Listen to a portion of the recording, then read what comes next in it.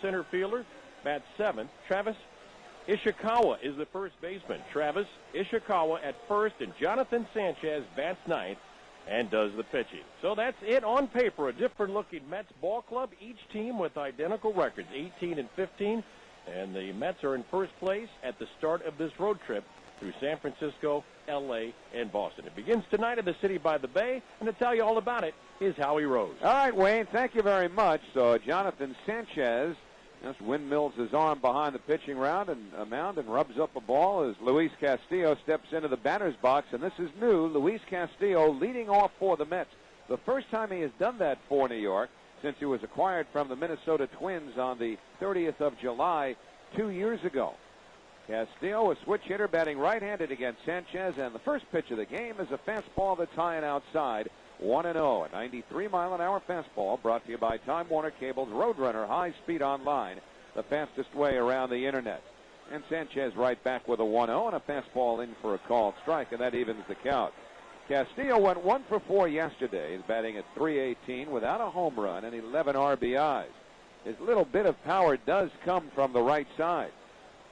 And Sanchez delivers, and a fastball at the knees for a called strike. It's 0-2.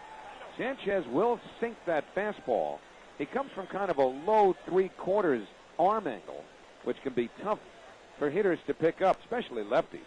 And the pitch back, a slider swung on and missed. It's bobbled by the catcher Molina, who picks it up and throws to first to get Castillo and finish the strikeout. So one man away as a hard biting slider down and in from Sanchez gets Castillo. 1 up, 1 down. That'll bring up Alex Cora, who plays shortstop tonight in place of Reyes. Cora hitting at .333 with no homers and 4 runs batted in. He's had 36 at-bats with 12 hits. And this is exactly why the Mets got Alex Cora. They only expect Reyes to be out for a day. But even in situations where he might be out for several more, as the first pitch to Cora is taken outside, 1-0, a fastball. Here's a guy who naturally can play shortstop. He played 38 games there as a reserve for the Red Sox last year. And the 1-0 from Sanchez. A fastball down the middle for a called strike. It's 1-1. Cora has gone 10 for 23 over his last 10 games. The 8th game overall that he started. Sanchez works from straight away on the rubber. And the 1-1 pitch. Bunted, foul behind home plate, 1-2. Defensively, the Giants have Travis Ishikawa at first, Emmanuel Burris at second, Edgar Renteria the shortstop, and Pablo Sandoval is at third. In the outfield, Fred Lewis in left, Aaron Rowand is in center, Randy Wynn in right, with Benji Molina doing the catching. For Jonathan Sanchez, who makes his 6th start and his 7th appearance. He's been good here at home, but they're not scoring runs for him. And the 1-2 pitch on the way to Cora, and it's hit foul off the fifth into the seats behind third. Johan Santana is a guy who knows all about that, and this guy gets even fewer runs produced behind him. Yeah, in 11 2/3 innings here at home. He hasn't had a run scored for him. And now the 1-2 pitch on the way. And a fastball lined down to third base line, a foul ball, slicing foul. He gets 1.42 runs of support, which is the lowest in the National League. Let me just clarify that. It's 2 starts in a row now, not necessarily at home, during which the Giants have failed to score runs for him.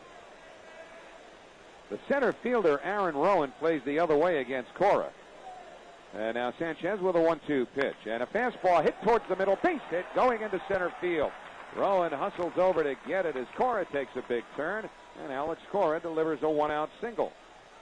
So the Mets get their first base runner, and it'll bring up Carlos Beltran. You know, with a guy like Cora, you expect him to be able to serve the purpose of playing for a couple of days for somebody who's injured perhaps. But when you look at his last 10 games coming into the series, hitting .435. I mean, a team that needed a little injection of offense, he's done that. And now here's Beltran hitting right-handed, batting at .370 on the year. He's second now in the National League in hitting. And the first pitch on the way is taken on the outside corner, a fastball. 1 ball and no strikes to Carlos, who went 1 for 4 in yesterday's game, including a big strikeout in the 12th inning with that tying run at third. Joey Votto of the Reds now leads the league in hitting 4 points better than Beltran. Sanchez sets the 0-1, and it's taken down and in. A fastball. 1 ball and 1 strike to Carlos. Beltran has hit far better away from Citi Field than he has at home. And he's been pretty good all over, but he's got a .471 average over the Mets' 13 road games. Now Sanchez with a 1-1, and a fastball popped up behind home plate. A foul ball coming back into the seats, and it's 1-2. Sanchez throwing that fastball 92, 93 miles an hour. Lifetime against the Mets, he's 2-1. He faced Oliver Perez last year in that game where the Mets came out to the West Coast after a Sunday night game at Shea Stadium. Were bleary-eyed when they got here, but Perez flew ahead of the team. He was fresh, and he lost 10-2. 1-2 pitch to Beltran, swung on and missed, strike 3. A slider from Jonathan Sanchez picks up his second strikeout, and there are 2 men away. The ball has some sharp downward bite to it, huh? Got a lot of similarities with Oliver Perez. Just reminds me so much of him with not only what he throws, but kind of his makeup. I'm talking with the Giants today, and those who would admit it, saying that we got to be careful not to make mistakes behind it because he's not mature enough to understand how to overcome that. Well, he's 26 years of age, same age as Oliver Perez. They're not babies at this point. They've been around a little while. And here's Gary Sheffield. Takes a fastball for a call, strike, 0-1. And let's face it, Sheffield's going to get a run of games now. Mets are going to face another left-hander in this series on Saturday. That's going to be Randy Johnson. And this is the time now when the Mets are going to find out exactly what they've got in Gary Sheffield, who homered yesterday. Here's the 0-1 pitch. And a fastball, broken bat fly ball down the right field line, slicing towards foul ground, and it does bounce in foul territory on one hop into the seats. And the count 0-2, and Sheffield needs a fresh piece of lumber. You know, that point you were making about Sanchez, at 26, you're absolutely right. I mean, he's a guy who's been through the minor league ranks. He's been in the major leagues. He's had success. He's had failure. And he should be better off having some obstacles to overcome, mainly errors by his defense. But when you talk to the Giants, they say, well, he's a young 26. And I go, are you referring to the fact that he's very immature? And the guy acknowledged that. So they're still waiting for him to grow up a little bit. Well, that's how you rationalize it, particularly with the lefties. Oliver Perez has been around longer. Yep. He's been around since 2002 in the major league. Perez now 27. Throw to first, and back standing is Alex Cora. So Perez far more experienced than Jonathan Sanchez, who came up with the Giants 3 years ago. Last year, all the appearances that he had were as starters, primarily out of the bullpen the year before. And a throw to first, handled by the first baseman Ishikawa, who's been playing in front of Cora. So there's a timing mechanism there and getting back to the bag. Mets used to play their first baseman in front of the runners with some regularity when Bobby Valentine was the manager. Here's the 0-2. Cora runs, pitch taken inside. The throw by Molina, not in time. It's a stolen base for Alex Cora. And the Mets get a runner in scoring position with 2 men away for Cora, his second stolen base. And I mentioned the name Johnson there. It wasn't a coincidence because when Jimmy Leland managed the Pirates, he had a big first baseman who the Mets would later have. Mark Johnson, remember him? Oh, yes. Well, Jimmy Leland would use Johnson to line up that way, use his size as a bit of a distraction for those base runners. It's like looking around a mountain. And when you're that big, it is. 1-2 to Sheffield. Cora bouncing off a second. Sanchez deals, and a ground ball wide of third, a foul ball. The Speed Report is brought to you by SpongeTech, the world-leading ultimate one-step car wash and wax system. Buy one at SpongeTech.com today. So Cora's second steal is the Mets' 30th of the year. They lead the National League in stolen bases. Talking with Razor Shines, the third base coach before the game, he said, we are going to run at will if we can in this 4-game series. Not a great hitter's ballpark, but they'll have 2 day games here, and it's much different during the day. Here's the 1-2 to Sheffield, and it's taken outside. A changeup, 2 balls and 2 strikes. The ball carries better during the day. That is true in most ballparks. You know, we go down to Dodger Stadium. You watch batting practice at 5:30 in the evening, and by 8 o'clock, everything changes. It's almost like there's some kind of substance to the air that's so different than during the day. Well, here, as Sheffield calls time of the plate, it seems to travel much better to left field than it does to right. You know, when you look at this ballpark for the first time, it's 309 down the right field line, and you think left-handed hitters are going to have a party here, but it really doesn't work out that way because of the angle of the wind. Here's the 2-2 to Sheffield, and it's lined toward center. Base hit going into center field. Cora rounds third. He's coming home.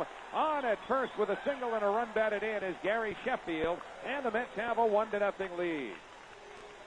Sheffield looked like he just waited on a changeup long enough to fire that ball into center field, went down to get it, and put the Mets on top. Something that he has not done at all with his ball club. He didn't pull off of the ball as much as he normally does and would miss with that swing. He did just flick his wrist and put that outside pitch into center field. Good thing to see as he takes the place of a cleanup hitter. Cleanup hitter providing a run, and now here's David Wright, right-hand hitter. First pitch, fastball inside, 1-0. Remember, Hyundai donates $100 to the Hope and Heroes Children's Cancer Fund, benefiting the Morgan Stanley Children's Hospital of New York Presbyterian for every homer the Mets hit this year. Total contribution so far, $2,400. 1-0 to Wright. Sanchez deals, and a fastball fouled back over the screen, 1-1. David batting at .315, 3 homers, 18 runs batted in.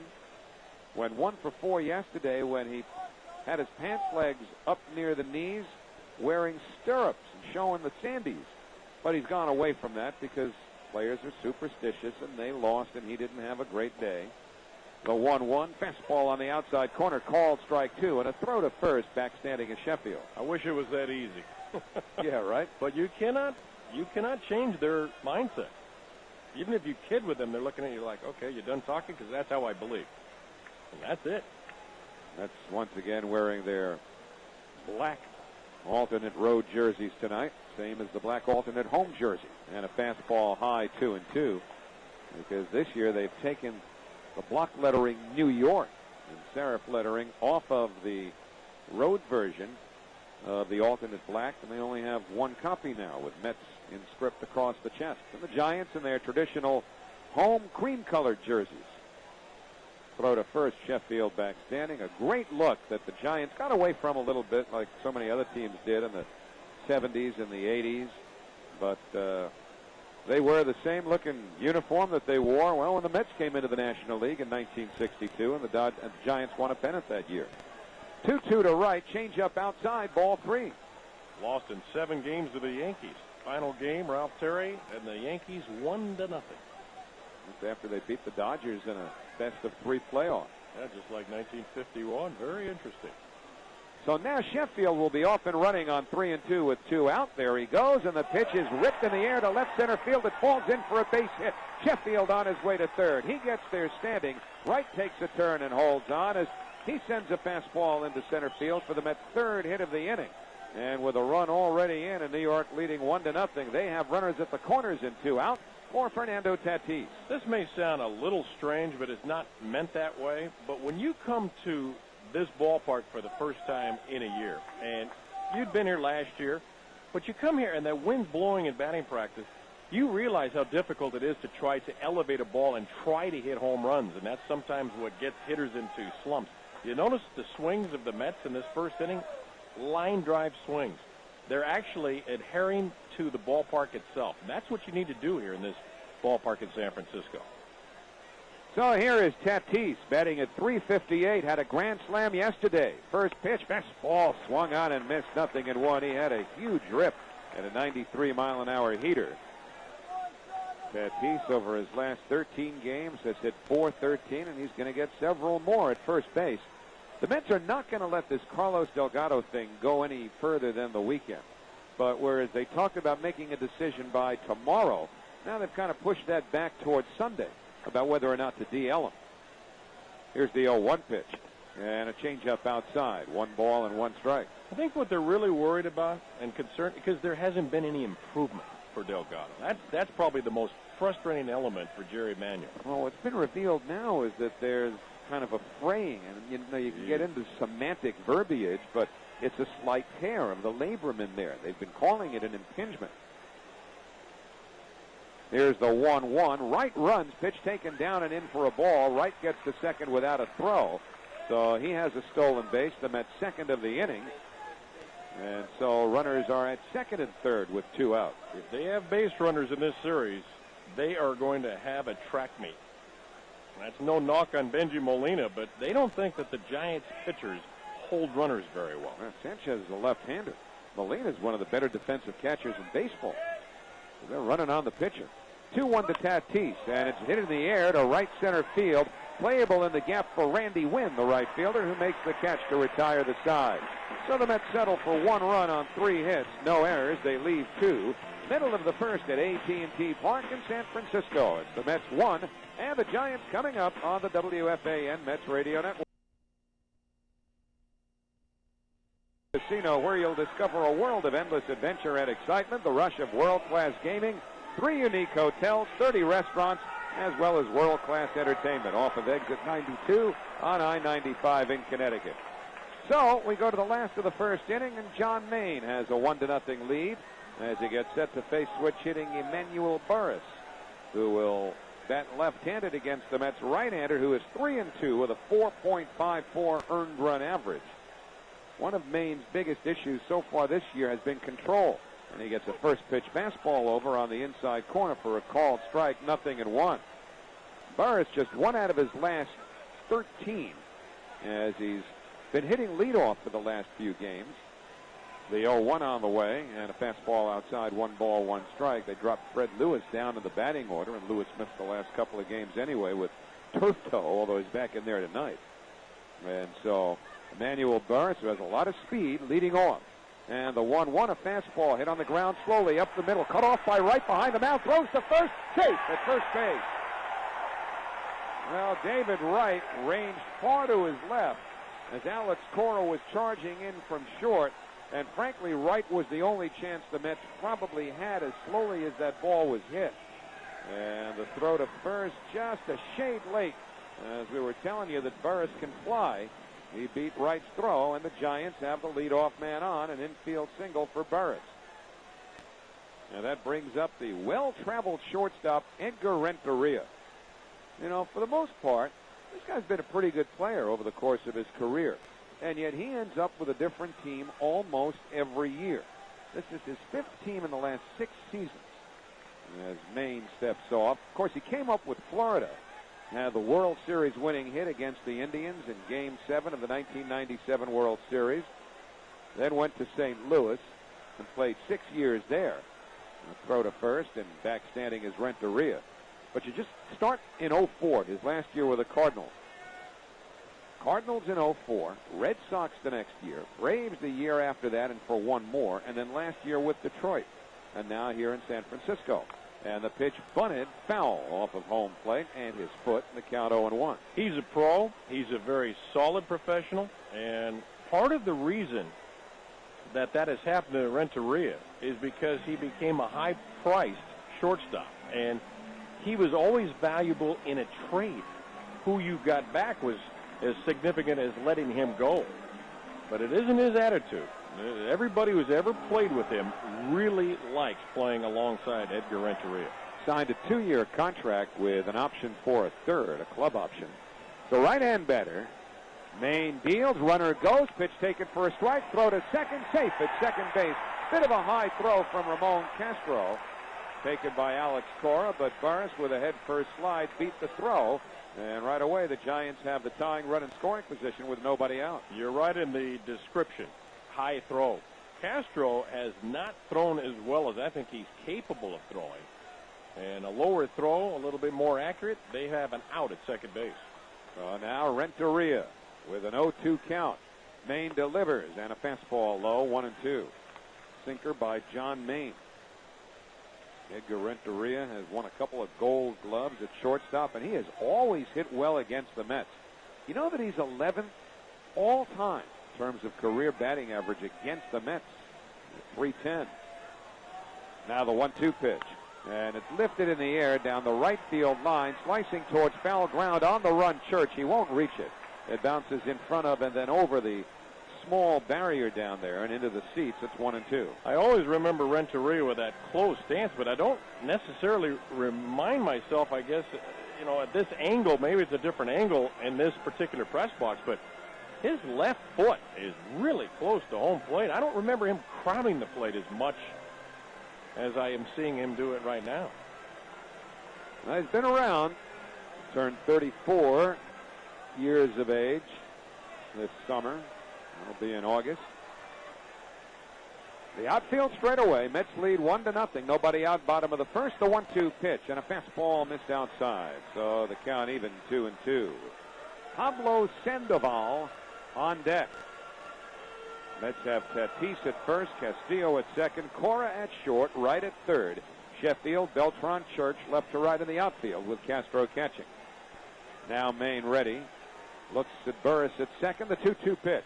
And Renteria breaks his bat, hits a little looper into shallow right field. Back goes Castillo to make the catch, and holding at second is Burris. And a good job by Maine to shatter Edgar Renteria's bat for the first out. And we'll pause here for station identification on the WFAN Mets Radio Network. CC Sabathia earns the win. Yankees beat the Blue Jays 3-2. Mark Malusis follows the Mets on WFAN and WXRK HD3 New York. Howie Rose, Wayne Hagan with you in San Francisco. Mets have the 1-0 lead, somewhat in jeopardy here in the bottom of the first. Burris is at second with one out, and Pablo Sandoval, the rookie third baseman, a switch hitter batting left-handed, who's quickly become a fan favorite here, will hit. Maine's first pitch, fastball at the knees, and down the middle for a called strike one. He grew up wanting to be Omar Vizquel. Well, ironically, he joins the Giants after Omar Vizquel is no longer here, but he's ambidextrous. He can throw left-handed as good as he does right-handed, and he's a switch hitter. And can catch, as he has recently. Here's the 0-1. Fastball hit hard, backhanded, and then juggled by Cora. Bounces behind him onto the grass, and everybody is safe as he picks the ball up. Burris goes to third. Sandoval safe at first. That ball was scorched. And Cora went down to a knee to try and backhand it. And I would imagine that's going to be a base hit all the way for Sandoval, and it is. So runners now at the corners with one out for the catcher, Benji Molina. Molina batting at .286. He's fourth in the league in RBIs with 28. He's also hit 8 home runs, but he's slow, and if Maine can get him to hit it on the ground, the Mets have a chance to get out of this inning. They'll look for two up the middle. The first pitch, fastball hit in the air to left center field. That's going to be in for a base hit. In to score is Burris. Stopping at second is Sandoval as the ball comes in from Beltran, and holding on at first with a well-struck RBI single is Benji Molina, and the Giants have tied it 1-1. And Molina now with 29 runs batted in. So the first 4 batters have produced 3 hits for the Giants. Now this is a team that's somewhat challenged offensively in the post-Barry Bonds era. They don't hit any home runs. They've only hit 18 overall, and this is their 34th game. That's the lowest home run total in the major leagues. They're 14th in the league in runs scored, but they're giving Maine difficulty here in the first inning. Isn't that amazing? Benji Molina with 8. The rest of the team has 10. In terms of home runs, yeah. Yep, that's amazing. Well, ball got loose down the right field line. That situation's been remedied, and so Randy Wynn, switch hitting right fielder, will step in against Maine.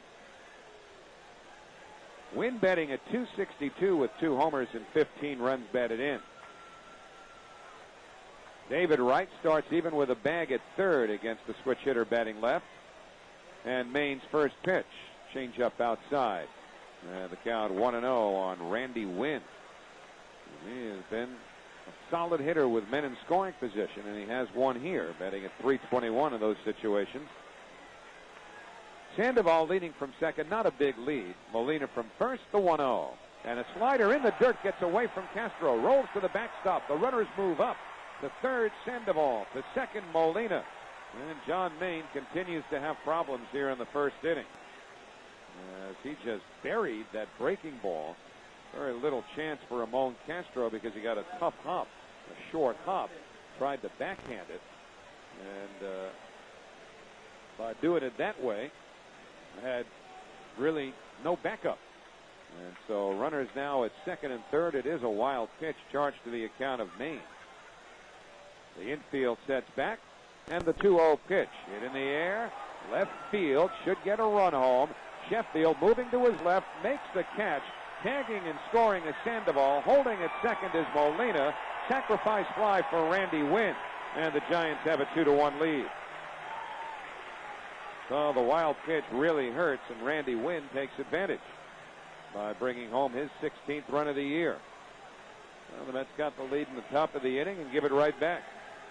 And with 2 away, Fred Lewis, left-hand hitting left fielder, will be the batter. Mentioned that he missed the last couple of games because of what they call turf toe. Saw a lot of that when the AstroTurf fields were a part of the Major League Baseball landscape. There's none in the National League. First pitch, fastball downstairs, 1-0. It's kind of a wear and tear thing more than anything.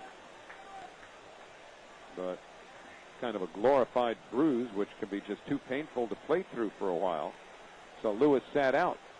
And now the 1-0 pitch. And a fastball inside near his feet. That won't help turf toe. And the count 2-0. Lewis has good speed.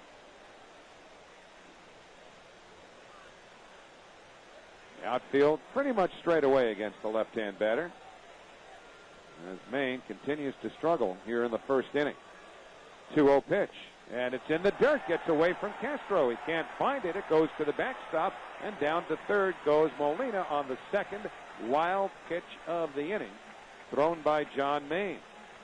And once again, Ramon Castro unable to keep the ball in front of him. It was the same exact pitch as the first wild pitch, and the same thing happened. Castro tried to backhand it, couldn't get his body in front of it. And the ball went to the backstop. So 2 wild pitches. Here's the 3-0 pitch, and it's taken inside, ball 4. You know what the problem is? When you throw a pitch like that and the catcher can't catch it, you do get the wild pitch, and he has 2 assessed to him. But the problem is, now you're going to have it in the back of your mind the next time you throw that slider, is the guy going to be able to catch it, and especially with a runner at third base. And so Dan Warthen comes out to the mound to chat with his pitcher, John Maine. Ramon Castro out there, too. I'm sure that's all part of the conversation. And there is a very interested onlooker tonight as far as the Giants are concerned when Dan Warthen comes out of the Mets dugout, because Dan's father-in-law, Victor Harwitz, no relation to Mets Vice President Jay Harwitz, is the ball dude, as they call them here in San Francisco at the game tonight. He's 90 years old. The ball dude. Yep. Aaron Rowan, right-hand batter, takes a fastball at the knees for a called strike 1. Dan is very, very proud of his father-in-law. His wife grew up here in the Bay Area. Now make their home in Portland, Oregon. But this is a big moment for the family. And Dan worked for the Levi Strauss Company forever before he retired back in 1985. The 0-1, sinker inside and low. 1 ball and 1 strike to Rowan. So Dan Warthen in uniform for the Giants tonight. Well, for the Mets, of course, and his father-in-law, Victor Harwitz, in uniform for the Giants at the age of 90. 1-1 to Rowan. 2-1 Giants in the first. The 1-1 pitch. Fastball hit in the air, foul down the right field line, out of play. So Maine ahead here, 1-2. When the pitches are being made in the strike zone by Maine, I'll say this for the Giants. They've had some very good swings. Very good swings against Maine. Well, Maine facing his 7th batter here in the first inning. He's already spent 22 pitches. And now the 1-2 on the way. Lewis runs. Pitch taken for a ball. Throw to second. Not in time.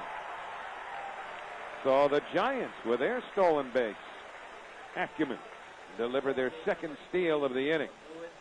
And each team has stolen a couple of bases, the 3rd of the year for Fred Lewis. I know there were 2 wild pitches, but Maine isn't watching the runners, and Ramon Castro might be having the worst half inning a catcher could possibly have. Now it's 2-2. The pitch by Maine taken outside, a slider, and the count full. Well, Maine has not been able to command his secondary pitches at all, not only tonight, but at large stretches of his previous 6 starts. And that's why he's been pretty unhappy, despite the fact he's got some wins. Payoff pitch, fastball outside, ball 4. The bases are loaded. Second straight walk given up by Maine. And now the number 8 hitter, first baseman Travis Ishikawa, will come to bat for the Giants. And this is a problem because the Mets are one short in the bullpen tonight to begin with because of the slight injury, as they're calling it now, to J.J. Putz, who has a little bone spur in the elbow, so he's going to rest for a couple of days. Everybody pitched out of the bullpen yesterday. Brian Stokes has been moved up in the mind of Jerry Manuel as the 7th inning guy. So here's Ishikawa, and he takes a fastball for a called strike on the outside edge, 0-1. J.J. Putz saying he had the bone spur, talked to the Seattle Mariners doctor who said you don't need surgery. And now it's inflamed. Here's the 0-1, and Ishikawa takes a slider inside. That time Castro slid over to his right and made the play in the count, 1 ball and 1 strike. But John Maine just cannot throw his off-speed pitches, whether the changeup, and we really haven't seen more than a changeup or 2 in this inning. Certainly not his slider for a strike. They're waiting for the fastball, nothing but. And the 1-1, it's a fastball outside, ball 2. Travis Ishikawa obviously is of Asian descent, but he was born in Washington State and is pretty much the regular first baseman these days for the Giants. Doesn't have a home run. Now the 2-1 pitch and a fastball, punch foul off the fifth into the seats behind third base. So Maine once again a pitch away from getting the inning over with a count 2-2. Ishikawa was working with somebody in uniform today at first base during batting practice, none other than Will Clark, who has returned to the Giants after a short time with the Arizona Diamondbacks organization working for Jeffrey Morat. Now the 2-2 pitch, and Ishikawa swings and misses strike 3. A fastball that was probably out of the zone, up. But Maine, with his first strikeout, gets out of the inning having allowed 2 runs on 3 hits. No errors, and the Giants leave the bases loaded. At the end of 1, Giants 2, Mets 1 on the WFAN Mets Radio Network. Now, single game tickets for the Mets' first season at Citi Field are on sale now. Get to the phone at 718-507-TIXX or go to Mets.com now for your tickets. Giants with a 2-1 lead as we start the second inning. Ramon Castro leads off for the Mets. It's the bottom third of their order against Jonathan Sanchez. And the lefty's first pitch, a fastball outside for ball 1. Castro had a rough time behind the plate in the first inning, hitting at .275, 2 homers, 8 RBIs. And the 1-0, fastball right down the middle for a called strike, 1-1. It'll be Castro, Ryan Church, and John Maine for the Mets. Castro, the 15th batter of the game. And the 1-1, a slider hit in the air to left field. Starting back as Lewis now comes in and reaches up to make the catch for the first out. Geico wants you to know that a 15-minute phone call can save you 15% or more on your car insurance. Call 1-800-947-AUTO. So 1 away, and here comes Ryan Church. And progress is sometimes taken in very small measures, but Ryan Church made some yesterday. He did have a base hit and should have had an extra base hit if not for a tremendous play in center field. First pitch to Ryan, hit on the ground to first, backing up Ishikawa. He's got it. He runs to the bag and beats Church by a step. That took too long to develop, I'm sure, for the liking of Bruce Bochy, the Giants manager, because that became a foot race, and Ishikawa had to step on the gas right at the end. But 2 men away. John Maine coming up, but well, it's some catch that Jordan Schaefer made yesterday to Rob Church. You know, the amazing part of the catch for me was not only the distance he covered, but at the end he realized, being a left-handed thrower, he had to reach for that ball right in front of the wall. John Maine takes a breaking ball for a call, strike 1. I mean, he ran back to where he thought it was going to be, and then it kind of tailed on him a little bit. There's the 0-1 to Maine, right-hand hitter, and a fastball low outside, ball 1. Maine 0 for 11 this year, an .086 career hitter. It's 2-1 Giants, 2 out, nobody on, top of the second. 1-1 pitch, and a fastball at the knees for a called strike 2. Both teams could have done more with their first inning. The Mets left 2, the Giants left them loaded. Here's the 1-2 pitch. Fastball swung on and missed, strike 3, and that retires the side. Third strikeout for Sanchez. Mets go in order, middle of the second. It's 2-1 Giants on the WFAN Mets Radio Network. but was able to minimize the damage somewhat. So he'll face the pitcher, Jonathan Sanchez, and then the top of the order with Emmanuel Burris and Edgar Renteria. Maine spent 30 pitches trying to figure things out in that first inning. I'll also see what else has happened and is going on. The out-of-town scoreboard brought to you by 877 Cars for Kids. That's Cars with a K. Donate your car today at carsforkids.com. Earlier this afternoon, Milwaukee beat Florida 5-3. Bill Hall, Prince Fielder, Ross Glode all homered. First pitch to Sanchez, a fastball high 1-0. And this one from Glode stuck, as opposed to last night's when he thought he'd hit a home run and video replay overruled it. 1-0 fastball outside, 2-0 to the opposing pitcher. Sanchez 0 for 7 this year and an .087 career hitter. And Maine right back to work, delivers, and a fastball outside, ball 3. Now Maine likes to work quickly under most circumstances, but he's gone real quickly with his first 3 pitches here, and they've all missed. Now the 3-0, and that fastball is right down the middle for a called strike 1. And Maine from the first base side of the rubber deals. And a fastball down the middle again, just getting it over to run the count full now against Jonathan Sanchez. Beltran, the center fielder, several steps the other way against him. And the payoff pitch is inside and low, ball 4. He threw 2 fastballs right down the middle to come back from 3-0. Then he tried to come inside on 3-2 with a fastball, unless he was trying to throw it right down the middle and just missed. But Maine now has walked the pitcher to lead off the inning. Well, in the first inning, not only those 30 pitches, 2 walks, 2 stolen bases, 2 wild pitches, and it equaled only 2 runs. He's fortunate. Well, now he's got to go back to working from the stretch. He's facing Emmanuel Burris, who reached on an infield hit. And the first pitch to the left-hand hitter, hit on the ground. A short charge by Cora. Throws low to second, and it gets beyond Castillo. Rolls onto the grass to the right of second base. Holding at second is Sanchez. And on at first is Burris, and the Giants have first and second. Nobody out. Cora having problems at shortstop. He threw behind the second baseman, Luis Castillo, and also threw very low as Castillo tried to barehand the ball at second. But the thing was, he was trying to rush things, trying to get the double play instead of getting the sure out at second and allow Castillo to try to get the second out. So, an error on Alex Cora. And runners are at first and second. Nobody out for Edgar Renteria, right-hand hitter. First pitch, and it's taken high, a fastball, as he showed bunt. 1 ball, no strikes. Will Renteria look to push these runners up? Remember, this is a light-hitting Giants team. They already lead 2-1. I wouldn't give up an out against John Maine right now to save my life, because he hasn't proven he could throw strikes. Here's the 1-0. And a full swing and a fly ball to left field, fairly deep towards the line comes Sheffield. He makes the catch, and the runners hold. Sanchez, the runner at second, had gone about 15 feet, if that, down the line, and really didn't tag up. That ball died as it was moving out towards left field. The wind pushed it back in towards the line, so Sanchez felt no need to tag there, and Sheffield was able to get the ball back in. But you made a great point that I think the Giants are definitely going to take advantage of if given that opportunity again. Anything hit of some depth to left field, they will run on Sheffield. He catches everything flat-footed, everything.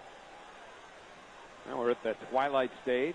Here's Sandoval, and he takes changeup on the outside corner for a called strike, 0-1. Sandoval reached on an infield single, his first time up. Glanced off the glove of Cora. Now the 0-1.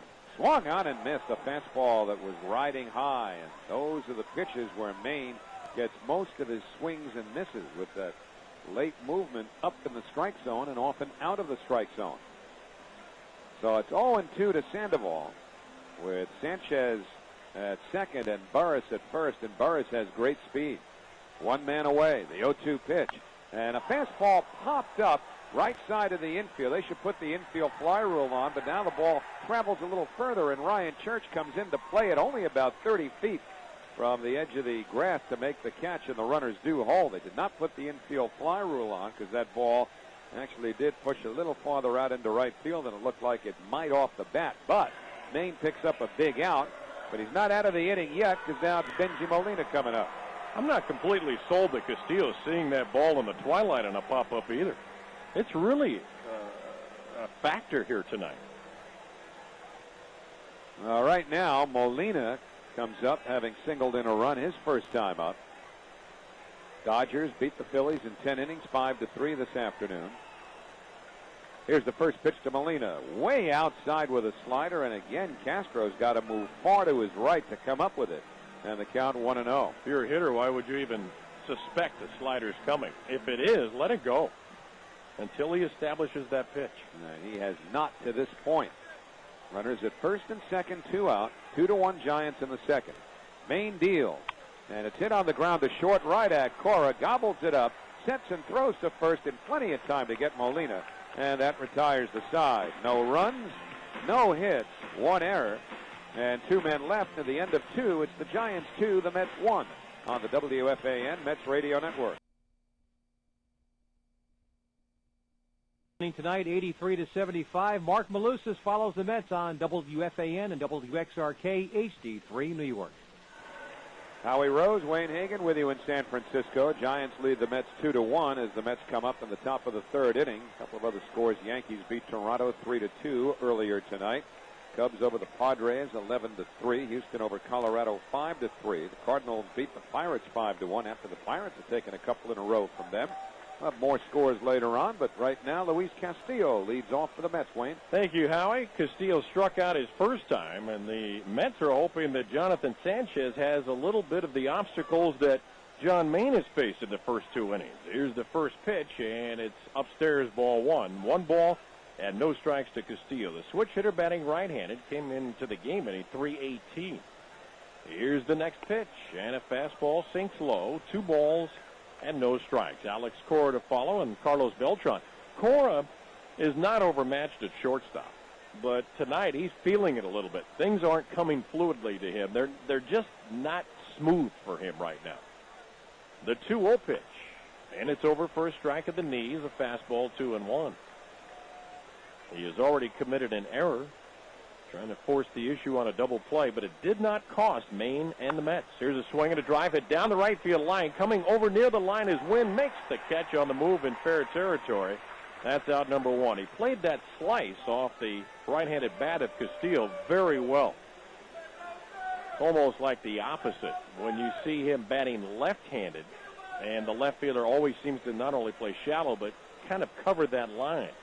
Well, likewise when he's a right-handed batter. And a nice effort by Wynn in the outfield. And here's Alex Cora. Cora singled, stole second, and was able to score a run because of it on a single by Gary Sheffield up the middle. 2-1 Giants, and the first pitch backs him off of home plate. Ball 1, 1-0.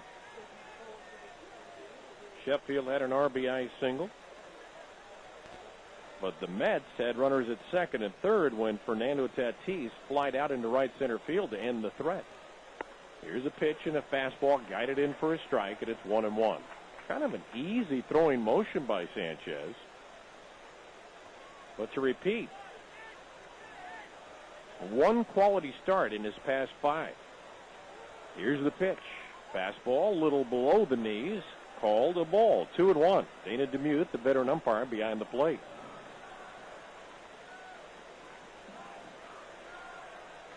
Two runs on 3 hits for the Giants, 1 run on 3 hits for the Mets. Here's the pitch. And a chopper on 2 hops to the second baseman. 2 has left as Burris. A short toss to first takes care of Cora, and there are 2 outs. Well, all of a sudden, after the David Wright single, and then he eventually would swipe second, putting runners at second and third, there have been 6 in a row retired by Sanchez. And he's done it a couple of different ways with fly balls as well as ground ball outs, and 1 of his 3 strikeouts. The pitch on the way to the right-handed Betty Beltran is over at the knees for a strike. 0-1 the count.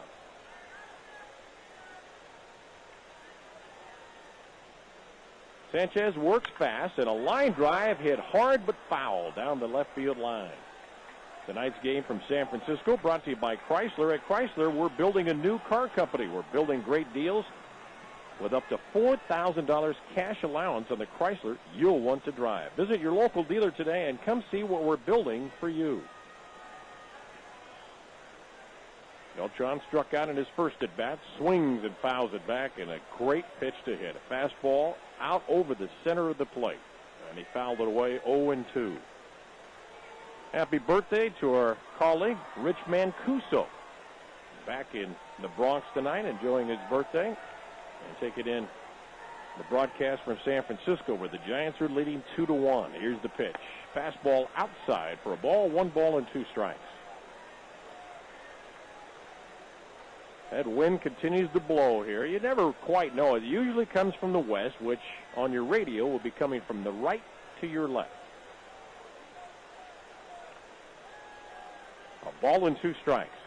Beltran waiting. Here comes the Sanchez pitch, a breaking ball. That's looped over the head of the first baseman, and it dunks down into shallow right field for a hit, and picked up eventually by Randy Wynn on several bounces.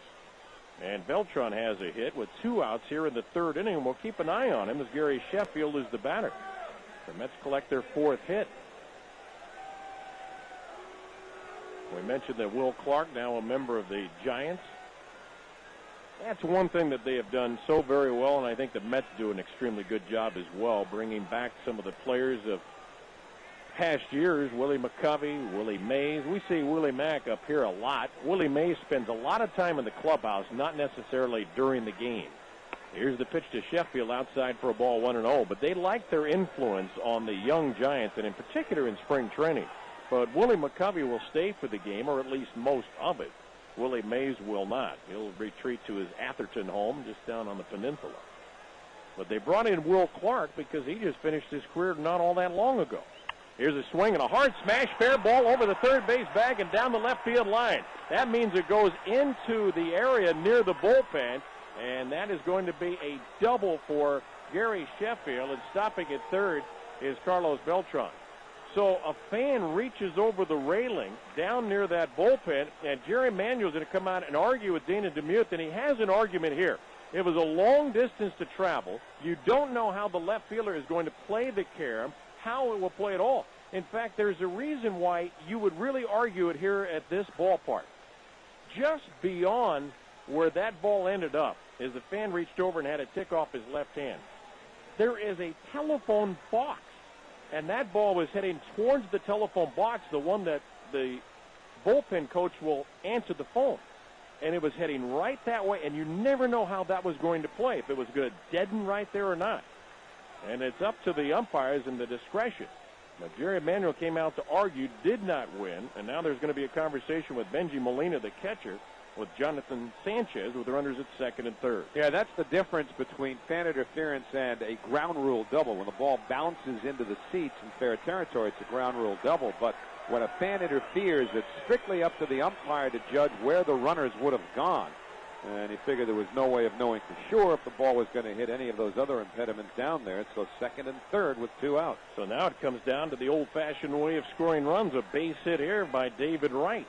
He singled his first time. Here's the pitch, and a ground ball in the hole at short. Backhanded by Renteria. Holds on to the baseball. In to score from third is Beltran. Sheffield goes to third, and the Mets have tied the game on an infield hit by David Wright, who's 2 for 2. And that's what the score is, 2-2 here in San Francisco. You know, that's a smart play by Renteria, not risking a throw to first that could have gotten away or not been handled cleanly by Ishikawa, and allowed that second run to score, meaning Sheffield. The only other thing he could have done is look to catch Sheffield coming around third and try a quick snap throw there, but because Renteria was off balance and saw that Sheffield was being cautious, he knew he didn't have to do that, so he made a smart play. Gary Sheffield now at third. David Wright swiped to bag his first venture over there at first base, so we'll keep an eye on him as Fernando Tatis is the hitter. The Mets trying to take the lead. They had it at 1-0. Now it's 2-2, and the fastball over for a strike at the knees, 0-1. Tatis was at the plate with those runners at second and third, and would fly out into right center field, where it was caught by Randy Wynn, the right fielder for San Francisco. David Wright is short lead at first. Sheffield wanders off into foul ground over there at third with his lead. 2 outs, a run in, and the 0-1 pitch. Fastball up and in. Now they throw back to third and back in safely as Sheffield, as that throw was taken in by Sandoval, but no tag applied. Molina Trying to act like his younger brother. Oh, it's an old family trick, isn't it? Molina's already done it twice tonight, throw in behind runners, once at first and now at third. And he'll do that probably 3 or 4 more times if the situation presents itself tonight. Not nearly as successful as the younger brother, and that always stirs it in the heart of the older brother. Great competition. 1 ball, 1 strike. Here's the leg kick and the pitch, and a swing and a foul back. And Tatis is swinging that bat hard. He's had some big rips against Sanchez, but nothing to show for it. Now with 2 strikes, he'll have to shorten it up a little bit. Well, the Mets have scored in 2 of the 3 innings so far. How about Gary Sheffield, the cleanup hitter? A single, a double. He has driven in a run, and David Wright is 2 out of 2 and has an RBI. And good production, and now they need it from Fernando Tatis, their number 6 hitter. Will Wright be going at first? Well, Sanchez thought he might, so lollipops a throw over to first base, and he's back in. Mets 2, Giants 2. We're at the top of the 3rd inning at A&T Ballpark. I still like Pac-Bell Ballpark better, but they changed company. Here's the pitch with the runner going. Low and in, and it's a wild pitch to the backstop. Breaking from third is Sheffield. He will score without a throw, standing up as David Wright stole on the right pitch, and Sheffield was alert as that ball got away, and the Mets have a lead of 3-2. And both teams are playing a little giveaway early in this one. We'll see how they score that. It did hit the dirt. They are going to call it a wild pitch, so we have seen in this game already a total of 5 stolen bases, 3 wild pitches, and we are in the top of the 3rd inning. Ball went right between the legs of Molina. I was surprised that they called that a wild pitch. So Tatis, with Wright at second base, has a chance to give the Mets another run. And the pitch, swinging a ground ball to the shortstop. To his left is Renteria. He throws to first just in time as Tatis, with the naked eye, looked like he beat it out at first base, but Doug Eddings had a closer view than I do and called him out. We'll take a look at a replay as we go to the commercial break. The Mets get a run on 2 hits. They get 3 hits because of the infield hit by Wright. They left a man. And as we go to the bottom of the 3rd in San Francisco, it's 3-2 in favor of the Mets and the WFAN Mets Radio Network.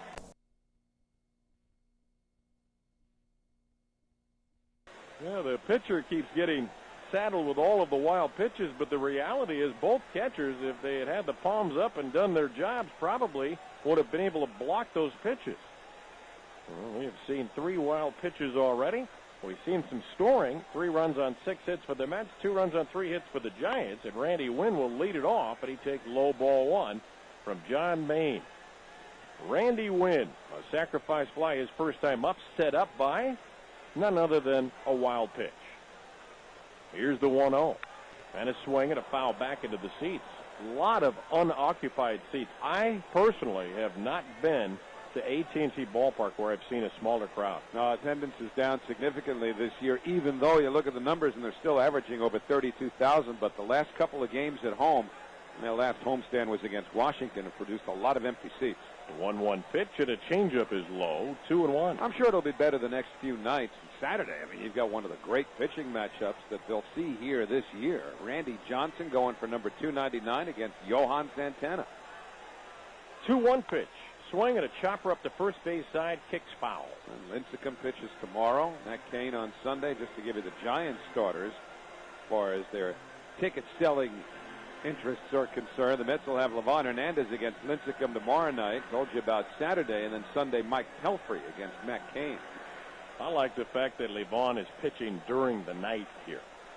Plays as a much bigger ballpark. The 2-2, swinging a ground ball to the second baseman. Castillo to his right, flips on to first, and that is out number 1 of the 3rd inning. You know what I like about Castillo?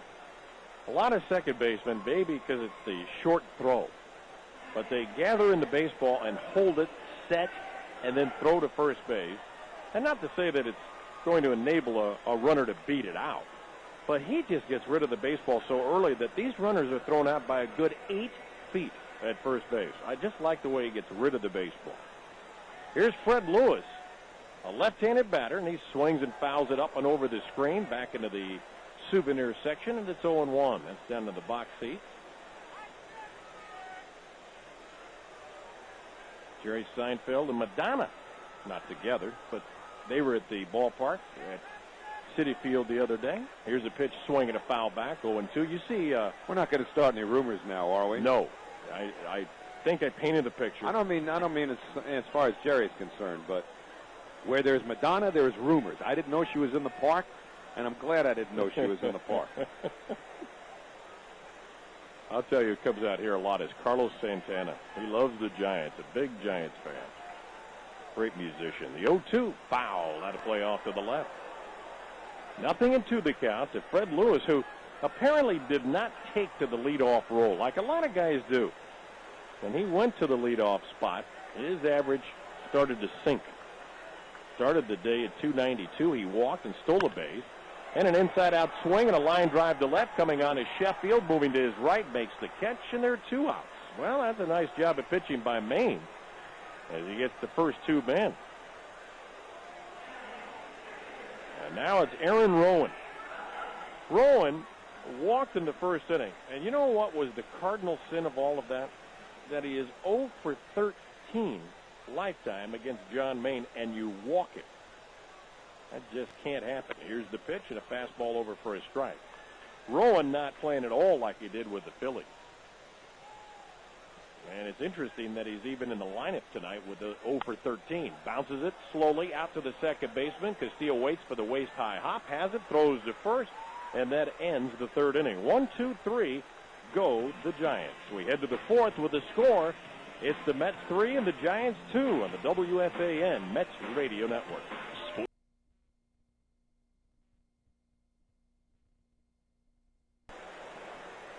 We go to inning number 4, and it will be Ramon Castro to lead it off. Ryan Church and John Maine to follow. 3-2 in favor of the Mets. Jonathan Sanchez delivers a fastball high and wide. Ball 1. Castro line to left, his first time up.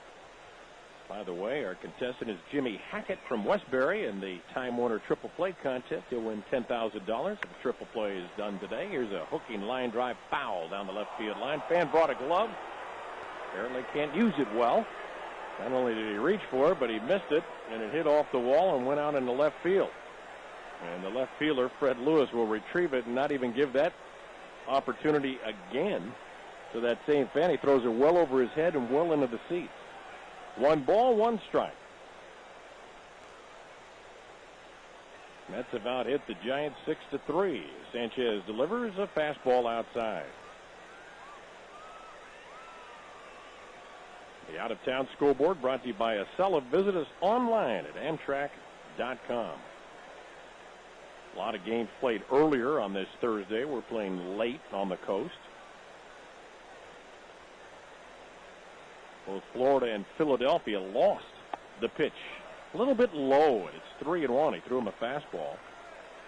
Florida lost to Milwaukee 5-3. Prince Fielder hit a home run in the 8th inning. The pitch on the way, and it's low and inside, ball 4. So Castro walks to begin things here in the 4th, and we'll keep a close eye on Jonathan Sanchez because he is a lot like Oliver Perez, where things don't start off well, they usually don't end well. Ryan Church is the hitter. At least he does have the bottom part of the order to deal with here. Milwaukee won that game 5-3 over Florida. Dave Bush with the win over Burke Badenhoff. And Trevor Hoffman with his 8th save already. Boy, they're not hearing any complaints about Trevor Hoffman since he came off the disabled list, doing his job with that wonderful changeup. The pitch to Church. Fastball on the inside corner for a called strike 1. 0-1. Philadelphia lost at home to the Dodgers 5-3. Dodgers will be going to Florida. And then they will go home, and we'll see them. The pitch is strike, and it's 0-2. I said Florida. I don't mean that. They are heading home after that Florida series. They are going to Miami. And then we'll see them Monday, Tuesday, and Wednesday nights. Dodgers playing well on the road without Manny. The pitch, a breaking ball is outside, 1-2. James Loney with just his second home run. Dodgers have such good starting pitching. Chad Billingsley was going for that win today. But the game was decided in extra innings, 5-3. Russell Martin and Matt Kemp RBI doubles in the 10th inning. The pitch, breaky ball is outside, and it's 2-2. 11-3, the Cubs over San Diego. Ryan Dempster, his third win. Adrian Gonzalez hit another home run, though. He has 14 for the Padres. Here it's 3-2 Mets. The pitch to Church. Swinging a line drive, base hit to left field on one hop, played back in by Lewis. A bullet to left, and Howie, you could just start to sense that Church is going to get on one of those strings, and this is a perfect opportunity to do it on the road. Yeah, it looks like he may be coming out of it, but that's a particularly good sign coming off of a left-hander, because Church had pretty much struggled against the lefties this year with just 4 for 18 until that at bat. And now John Main's talking to Razor Shines. And we could probably yell the signs out from up here. I mean, he doesn't really need to go down to the third base coach, right? That's exactly right. You're bunting. Hello. And you're bunting well, we hope. No, I mean, really. I mean, you're not going to. I don't think he's going to put a hit and run on here with Maine up. He hasn't had a hit yet this year. The entire ballpark knows there's a bunt coming. And he needs to bunt it to third, which is probably what Razor Shines told him. Here's the pitch, and he bunts it up the third base side, but it goes foul. Just enough of a spin on it to make it go foul. Well, that's what Razor Shines told him. Ishikawa coming in from first base. He's a left-hander. He's very aggressive. And he would definitely try to make that throw on the lead runner, because that is Ramon Castro, who is not an easy guy to bunt over. So Maine trying to be a little perfect. He could still bunt hard down to third, but just force the third baseman to field it, and he will get the runners up. You don't have to be fine. You just have to bunt it on the ground and make the third baseman handle it. Here's the pitch, and he bunts it up the third base side. It's going to be picked up by Molina, taking forever, doesn't even throw, and everybody is safe. A perfect bunt, but Molina, I don't know what's happening to the catchers tonight. They're in a dizzy spell out there. You know, the Mets are the team that travel cross country, and they've had their own issues so far, particularly Ramon Castro and John Maine. But as far as Benjamin Molina is concerned, I have no idea why he was not more aggressive in pursuit of that ball. He was the only one that was going to handle it, because I think that the third baseman, Sandoval, just had to cover too much ground to get there and still have a play on Maine. Molina, with a strong arm, just tippy-toed towards that ball. He looked lazy going after it, and I don't understand why.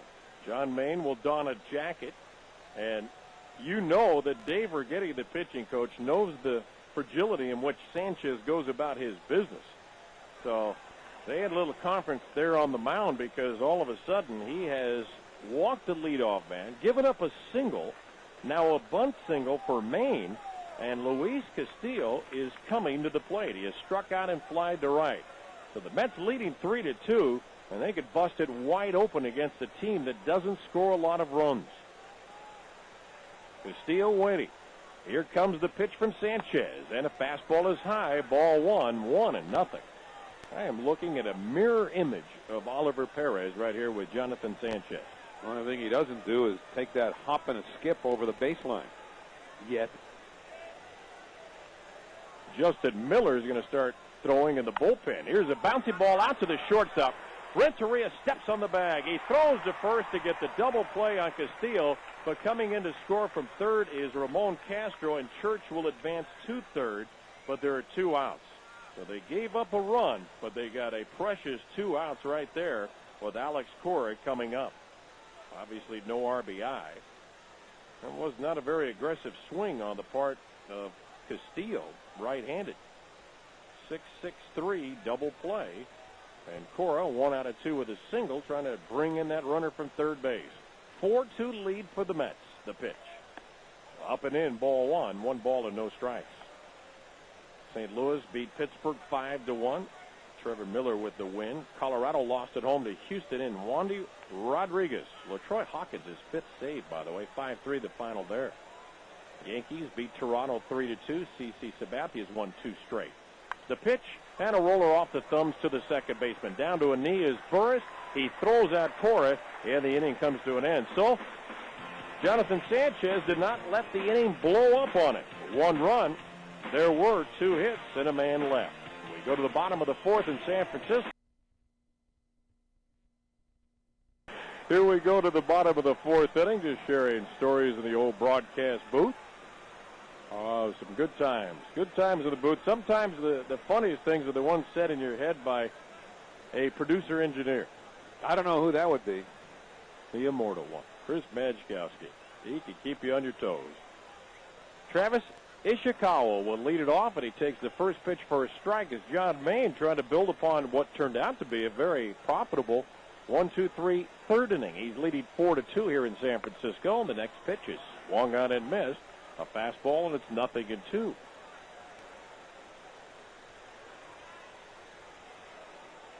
Ishikawa steps outside of the batter's box. Came in the game hitting .241. The pitch, swing and a foul. Why use a hotel when you could move into a luxury furnished apartment with all of the amenities? Call 1-866-255-0593 or check them out on the web, furnishedhousing.com. We're talking about Churchill Corporate Services. The pitch, fought off and fouled off to the left. That's into the second deck. Nice catch made by Fenn. A fair-handed catch at that. Nice play. I don't know if that does much for the pride of Ishikawa that a guy caught it barehanded in the second deck here, and what he thought was probably a rifle shot off the bat on a foul ball. 0-2, and the pitch squirts away from Castro. 1-2. That always makes you feel good. Main back off the back part of the mound. Going to get a little moisture on that right hand. Now back up on top. He's got the long sleeves on. The 1-2 pitch is low, and it's 2-2. Fog starting to roll in. Started to see that in the late afternoon from the Golden Gate. Usually if it hangs out of the gate, you're in pretty good shape here. The pitch swung on and lifted high and foul down the left field line, backing out of play. All right, so you grew up around here in San Jose. Now, what does that weather pattern mean for us the next few days? We're supposed to be very warm, and just east of here, it's going to be in the 90s. Oh, that is good news. Yeah, it should be beautiful on Saturday and Sunday. And at the ballpark, too, right? At the ballpark as well. 2-2 pitch, and it's high for a ball, 3-2. The thing about San Francisco is that when it's consistently hot, like in the Central Valley where it'd be 100 degrees every day, that draws that fog right in from the coast and sits right over here. Here's a drive to right on a line, but Church is there retreating and makes the catch. And Ishikawa, a line drive out to right. 1 away. I'll tell you, Wayne, it's amazing what they've done at this site, which is called the China Basin. I could not believe when they announced they were going to build a new ballpark for the Giants and get them out of Candlestick, that they were building it right next to the water. I thought, oh, my goodness, they finally have an opportunity to rectify the old problem, and they're building it by the water again. Sanchez, the pitcher, takes high, ball 1. But what they did was brilliant. They designed it in such a way so that the wind is behind us. 1-0 pitch, and that's over for a strike, 1-1. And they just built the stadium in such a way, or the ballpark as it is here, too. 1-1 pitch, foul back, fastball. You know, so that the wind is really, to a large extent, forced over the top of the third base stands and doesn't affect the fans or the players the way it did at Candlestick. It's brilliant that they were able to conceive it that way. It is far more comfortable in this ballpark than Candlestick, despite being right on the water. 1-2 pitch, swing and a miss, and Sanchez is out on strikes, and John Main has 2 outs here in the 4th inning. And he has retired 2 men tonight by way of strikeouts. That looked to be a little bit of a changeup that he threw the opposing pitcher. And here comes Emmanuel Burris. They did a lot of studies here. The interesting part was nobody had really ever heard of the China Basin. It certainly wasn't a place where you flocked to. I mean, Pier 39 and all of the other places in the North Beach areas where you go here. The pitch over for a strike. Van Ness has its fair share of places to find your interest, whether it be a tavern or a restaurant. A lot of places in San Francisco that give you that option. but not China Basin. The 0-1 pitch lifted, foul off of third, and back again into the seats 0-2. But this was the only real estate that they could really afford to give to the San Francisco Giants to build this ballpark. And quite frankly, we look at it as quaint. And it really is. It's built on just about 13 acres right up to the waterfront. And that's the same size as Wrigley Field on the north side of Chicago in a neighborhood. Off-speed pitches high, 1-2. He threw him a changeup. It's a unique setting. It's great. It is a unique setting. Very unique. Mets leading 4-2.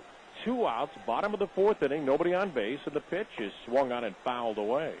I say it's unique. It's somewhat similar to PNC Park in Pittsburgh, where you've got one of those rivers where they have the confluence. I forget which one it is. The Ohio River, maybe out beyond right field. I'll go with Ohio. Go with it. It's either the Ohio, the Monongahela, or the Allegheny. But anyway, one of those rivers is out behind right field, just as it is here too. 1-2 pitch from Maine, swinging a line drive, base hit into left center field. Quickly over to get it is Beltran. Taking the turn and heading for second is Burris. The throw there gets away from Castillo, backed up by the Mets defenders on the right side of the infield as Beltran's throw could not be handled at second base, and Burris just keeps running. He gets into second base as Castillo took his eyes off the baseball with his back to the runner coming in on a head-first slide, and once you do that, you're going to try to sneak a peek as you also are reaching for that ball, and it got past him. It's a double for Burris. Good hustle on his part, but he should have been thrown out at second base. This has not been a crisp game for either team. The Mets have had their issues with their battery in terms of pitches that maybe Castro should have blocked, an error by Cora, and now that play. And it comes with 2 outs, and here's Renteria. He takes the pitch for a strike. I know you want to hear this. You want to hear me say it. Hi, hey, White Castle Cravers. Hey, you. This new splash is for you, is what it says here. Early enough to get us some. Here's the pitch on the way. A swing and a miss. Coming to White Castle tonight to get your oink on with our new barbecue pulled pork sliders. They're sweet, saucy, and oh so nutty. White Castle, what you crave. When you said that the other day, I said, is he making that up? Did you ever go to White Castle and say, I'll have 20 burgers, please? Yeah, I didn't say oink on, though.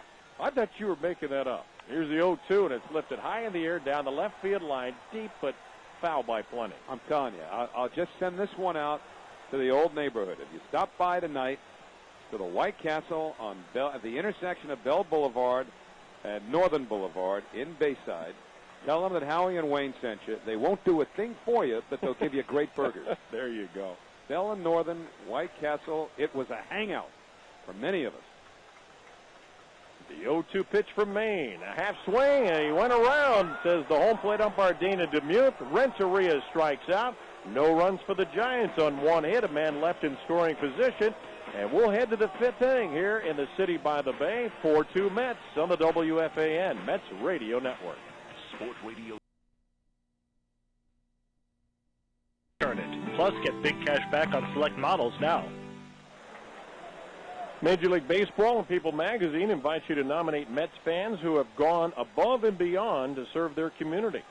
To nominate your community all-star, go to peopleallstars.com. 4 innings in the books. Very curious road we have traveled tonight. 4-2 in favor of the Mets. For the fifth, once again, here's Howie. A strange game to be sure as Beltran leads off and takes fastball on the outside corner for strike one. Not a particularly crisp or well-played game, but the Mets do have the 2-run lead. Beltran 1 out of 2, and lefty Sanchez deals a curveball that breaks low. And the count 1 ball and 1 strike. Haven't seen too many of those over-the-top curveballs from Jonathan Sanchez tonight. Sheffield and right to follow. The 1-1. Another breaking ball hits the outside corner. And the count 1-2 now on Beltran. That's 4 runs, 8 hits, an error. The Giants 2 runs, 4 hits, and no errors. It starts to cool off here in the China Basin. 1-2, breaking ball down and in. And he's gone with 3 straight breaking balls now against Beltran, and the count's even, 2 balls and 2 strikes. Talk about this being a unique park. In one way, it reminds you now of Citi Field. 2-2 fastball in there, strike 3 call. Beltran caught looking, and Sanchez has his 4th strikeout, 1 man away.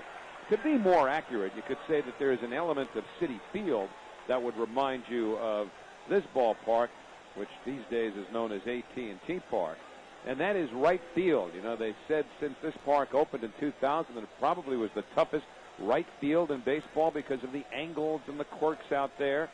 Try and describe it for you. It's 309 feet down the line. And then there's a bit of an alcove, similar to what we have at Citi Field. Gary Sheffield takes a fastball for a strike, 0-1. It's wider at the area where the right field wall sets back. And it reaches its greatest depth. Here's the 0-1. Fastball low, 1-1. Beyond the alcove to where it shoots out to 421 feet to right center field. But again, the walls meet at peculiar angles, and you know, you've got that 1-1 pitch to Sheffield, slider inside and low, 2 balls and 1 strike. You've got those gates where they put the out-of-town National League scores, which can produce odd caroms. So it's a real adventure for a right fielder to play in this ballpark, as it is at Citi Field. 2-1 fastball outside, 3-1. And then there is some unique, I don't know if you call it architecture, out in the outfield. They've got this gigantic soda bottle to the left of an old-style baseball mitt. Here's the 3-1 pitch. And Sheffield hits it in the air to left field. Fairly deep. Looks like Sheffield got under it, though. And now so does Freddie Lewis, the left fielder, to make the catch for the second out. But alongside that soda bottle, as David Wright comes up, you got that old 4-fingered style baseball glove. One night when I was working on the television side with Ralph Kiner, between innings, Ralph says to me, "Hey, when we come back from break, ask me why that glove only has 4 fingers." I said, all right. So we show the glove here in San Francisco, 4 fingers. I say, "Ralph, what'd they do with the other finger?" He says, "They gave it to the Dodgers." Perfect. Here's David Wright, and another high, hard one that he has to duck away from. Up and in, it's 1-0. You know what David needs now? Insurance. He needs a little, that, dental insurance in particular, but he needs some protection. He needs somebody for the Giants to be moved off the plate. No, that's a good point. Here's the 1-0, and a fastball down and in. 2 balls and no strikes. That's something that Mets pitchers haven't done over the years as consistently, I don't think, as they should. Well, this is what? 4 or 5 times in the last week this has happened. Absolutely. Once with a breaking ball, but the rest were fastballs, right? Exactly right. 4-2 New York, 2 out top of the 5th. Here's the 2-0 to Wright, and a fastball outside, ball 3. But isn't that great? I mean, Ralph set it up. He says, when we come back from the break, ask me what they did with the other finger. He couldn't wait to say it. 3-0 pitch, inside and low, ball 4. Another fastball. That one a sinker from Sanchez. And he has walked his second batter of the night. Comes with 2 out. Tatis coming up. And now we've got to look at whether David Wright tries to steal second base here. You know, the beauty of that for Ralph is that he knew about the Giants-Dodger rivalry. He remembers that distinctly from the Brooklyn, New York days. I mean, it was a battle royal. And then to have that 1951 playoff, and Bobby Thompson hits that home run to crush the Dodgers' hopes. And it just built over the years. And it's never dormant, no matter what the teams are doing in the standings. Here's Tatis, and a fastball fouled back over the screen. Into the second deck. No balls, 1 strike. You know, Casey Blake hit a home run off Brian Wilson, who's the closer for the Giants, and he emulated Wilson in his usual post-game ritual that he does after every save, and hopefully he gets a lot of saves, he says, but he crosses his forearms as honoring his faith and his deceased father. And to have Blake do that, well, it just stirred up the blood again between the Giants and the Dodgers, not quite like Johnny Roseboro and Juan Marichal. Time called. You know, it's interesting you bring that one up, too, because there's a great picture of that battle between the Dodgers and Giants in 1965 when Juan Marichal clubbed John Roseboro with a bat that shows you another Giant with a bat held high over his head about to do some damage. Have you got near a Dodger? Here's the 0-1, and Tatis hits it on the ground back to the mound. Grabbed by Sanchez, overhands to first in time. Side retired, and yeah, you think about it. We'll keep you in suspense because the Mets go out on the 5th with no runs, no hits, a walk, and 1 left. In the middle of the 5th, it's the Mets 4 and the Giants 2 on the WFAN Mets Radio Network. In the 4th, That run in the fourth coming on a bases loaded ground ball double play, it into by Castillo. And that's where we are. 4-2 New York as we go to the bottom half of the fifth inning. And Pablo Sandoval will lead off against John Maine. But just to wrap up that story, we were talking about the picture taken the day that Marichal and Roseboro had their confrontation here in San Francisco. First pitch to Sandoval. He shows bunt, takes changeup outside for ball one. Well, there was a guy with his back cocked back like he was ready to do the same thing. A fellow who had come to the major leagues just 2 or 3 days earlier and played for a long time afterwards, Tito Fuentes. 1-0 to Sandoval, lifted in the air to center field. Settling under at Beltran, he reaches up to make the catch for the first out. Geico wants you to know that a 15-minute phone call can save you 15% or more on your car insurance. Call 1-800-947-AUTO. Well, I know you grew up on this side of the Dodger-Giant rivalry, but I love Sandy Koufax. He's one of my idols. And after that incident, I hated Roseboro. I mean, I hated Marichal for a while and just despised Tito Fuentes. Because, I mean, how could this kid right out of the minor leagues be ready to do something like that? Benji Molina, the catcher, takes a fastball outside, 1-0. And being a Giants fan, and in particular a Willie Mays fan, I was very appreciative of what Willie Mays did as a peacemaker in that, as did Sandy Koufax. The 1-0 taken low, 2-0. The class of those two individuals, realizing how utterly crazy and chaotic that moment was in August of 1965, should never have happened. But it was the heat of the battle, terrible decisions made, and embarrassing for the Giants, for Marichal and Fuentes. 2-0 fastball high, 3-0. You couldn't, if you were a Giants fan, never side with what happened that day. It was dead wrong.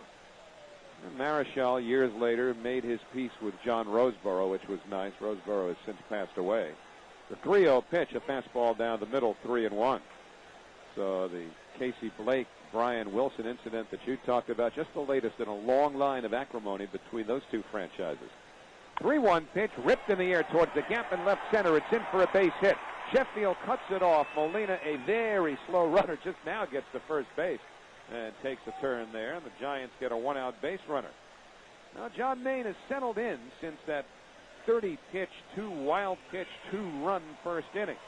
That is only the second hit that he's allowed since then. And Randy Wynn will be the batter. He drove in a run in that first inning with a sacrifice fly and then grounded to second. Howie, here's what I feel is wrong with baseball, though. That incident takes place with Blake and Brian Wilson.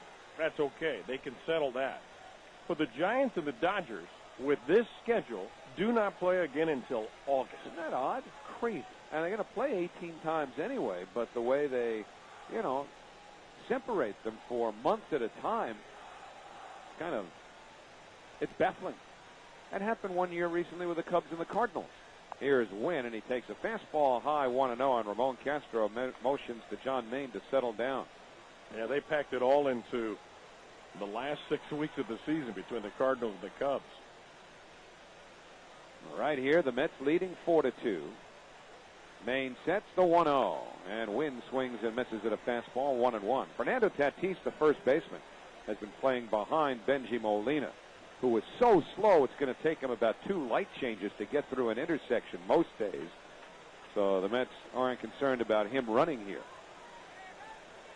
Now Maine kicks and deals, and a fastball fouled back to the screen. It's 1-2. That's when he started in the median. Hey, speaking of intersections, I wish they'd do this all over in New York. They don't, at least not yet. But here in San Francisco, as well as some other cities that we get to, Washington, D.C. is one. They give you a reading on the don't walks, how much time you've got to scamper across the street. They got to do that in New York. Here's the 1-2 pitch on the way, and a ground ball hits slowly to second. Castillo in a step, runs towards the runner, instead throws to first. Out there, now they've got Molina in a rundown, and Cora puts the tag on him. It's a double play, 4-3-6, and they get the double play to retire the side. It was a tag play once the out was recorded at first, and Molina had nowhere to go. No runs, 1 hit, no errors, nobody left at the end of 5. Mets 4, Giants 2 on the WFAN Mets Radio Network. Madge has been at all of them, sometimes at once, and they're now open in Stamford, Connecticut. Buffalo Wild Wings, you have to be here. 3,000 miles away here in San Francisco. 4-2 Mets as we go to the 6th inning, Wayne. It certainly felt like 3,000 miles last night, didn't it? Oh, man. Ramon Castro leads it off. Walked and scored his last time. Takes the breaking ball low and in, ball one. 1 ball and no strike. Boy, that is a long trip from New York to the I don't know West how Coast. these guys that go to the Orient or to Australia regularly do it. Here's the 1-0, and the pitch is swung on and missed. 1 ball, 1 strike. I had a friend who actually traveled. He was in the oil business, and he would go to Germany. He would go to Australia, and he would fly nonstop from Denver. Here's the 1-1 pitch, and it's low and outside. 2 balls and a strike. He'd take 2 Ambien and fall asleep, and they'd have to wake him up in Australia. And he had just traveled the 14 hours it took. I take 2 Ambien. You'll be waking me up at the All-Star break. You kidding? 2? 2-1 pitch, yes. Pitch fouled back 2-2. My wife took an Ambien a couple of years ago when we went to Hawaii. Talk about a long trip, the only time I'd ever made that excursion. And she was loopy for a week.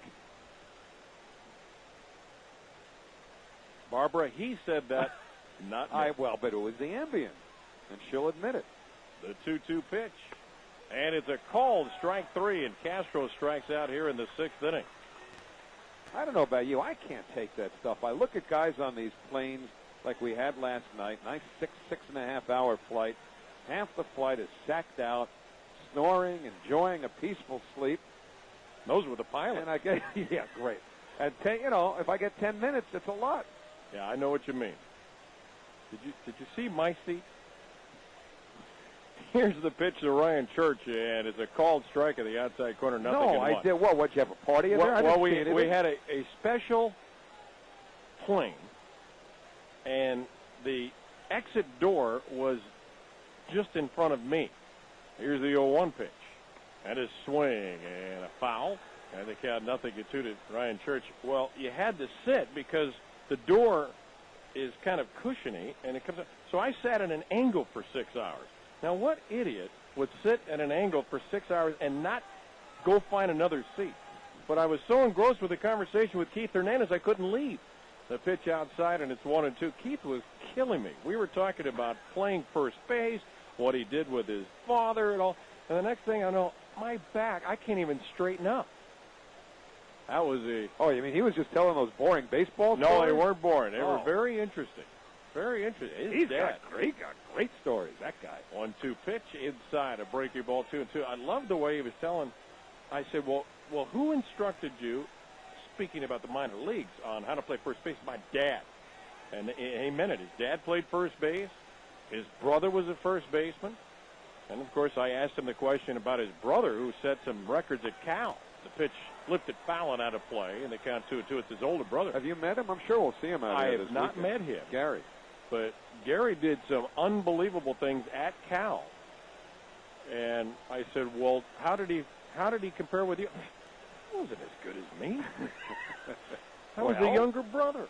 I was more agile. But his brother, I guess, was some baseball player. 2-2 pitch. Look out, a breaking ball that got away from Sanchez and nearly struck Church. 3 balls and 2 strikes, batting with 1 out here in the 6th inning. The Mets are leading 4-2. They scored a run in the 1st inning. Giants with 2 in the bottom of the 1st, and the Mets with 2 in the 3rd and another in the 4th inning. Sanchez with a 3-2 pitch to Church and a bouncy ball to first. That came off the lip of the grass. And for the first baseman, Ishikawa, he steps in the bag for the out. That really came up nicely for him. So with 2 outs, John Main will be the hitter. Well, head to Greenwich on Thursday, May 28th. That is 2 weeks from now. For the Mets Foundation teammates in the community fundraiser, that's presented by Gatorade. You can meet and mingle with the Mets players. You can ask Keith all kinds of questions about his brother. The pitch is fouled back, and it's 0-1. You could tell him that Howie and Wayne said you could do that. To find out how you could be a part of the exclusive evening to benefit the Mets Foundation, go to metsfoundation.org or call 718-803-4074.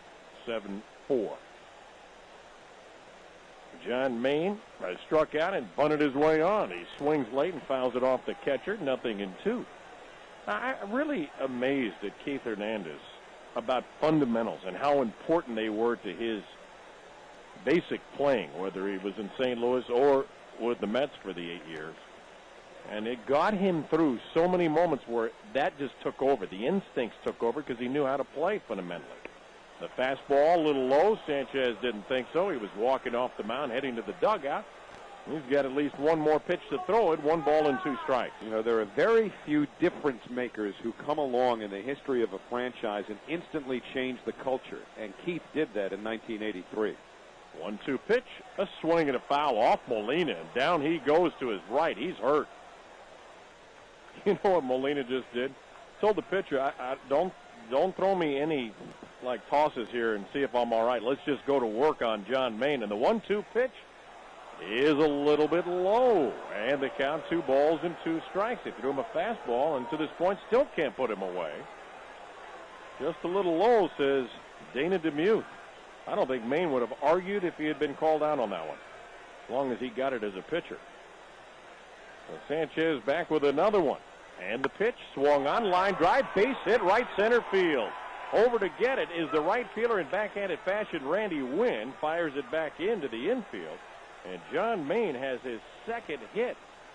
So the wait was worth it for John Maine. A bunt single and now a single to the outfield. They'll rush that jacket out to him. The Mets have 9 hits in this game, leading 4-2, and Luis Castillo, who is 0 for 3 as a leadoff hitter, including a double play that killed a rally in the 4th, will step up. You know what? Going back to the play that was completed in the bottom of the 5th inning, the 4-3-6 double play. Kids are up too late in New York to see that tonight. But what a fundamentally sound play that was by Castillo. It takes the pitch for a strike at the inside corner. When you have a runner at first base, it doesn't matter if he's fast or slow, and in this case he was slow, and that was Molina. But once that runner stops, what he wants you to do is come after him and tag him, or try to. Chopper foul, third base side, and it's 0-2. Razor Shines picks that one off and gives it to a fan. But what Castillo did is he fielded the ground ball and tried to cut off the path between the runner going to second and first base and kind of moved him back towards the bag. Knew that once he did that, he could stop that runner from his forward momentum through to first, and then they got the tag play. Brilliant job. Very well done. Breaking ball is low and inside. 1 ball, 2 strikes to Castillo. The Mets had a double play possibility earlier in the game in the second. And that was botched on a poor throw by Alex Cora to second base, where Castillo couldn't handle it, but it didn't hurt. The Giants did not score. Fastball up and away, and it's 2-2 to Castillo. This has been a weird game in many ways. 113 pitches thrown by Sanchez already? 113. Is that right? Yeah. That's what it says. Doesn't seem like it. The pitch is in the dirt. That's a lot of pitches. And we're in the the top of the 6th inning. It just doesn't seem possible he's thrown that many. And they continue to have the bullpen activity with Justin Miller, the right-hander. He's already thrown so much out there near the bullpen. And he's kind of slowed down his pace. But Sanchez, excruciating high number of pitches. The delivery. High and away, ball 4. That may be it for him tonight. He's got to be out of gas. Yep, Bruce Bochy's coming out. We're going to have a pitching change right here. So the Mets are leading 4-2. Pitching change.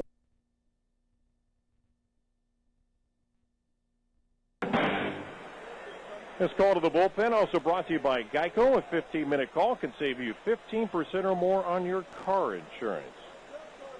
Justin Miller, the right-hander, comes in with runners at first and second for the Mets, leading 4-2 over San Francisco, top of the 6th. And the fastball over for a strike from this right-hander. Justin Miller, 1-0, 2.20 ERA. And left-handers don't do much against him, ironically. 136 average, and that's what Cora is. This is his 14th appearance of the year. The 0-1 pitch. And a changeup is low. 1 ball and 1 strike. Milwaukee knocked off Florida 5-3.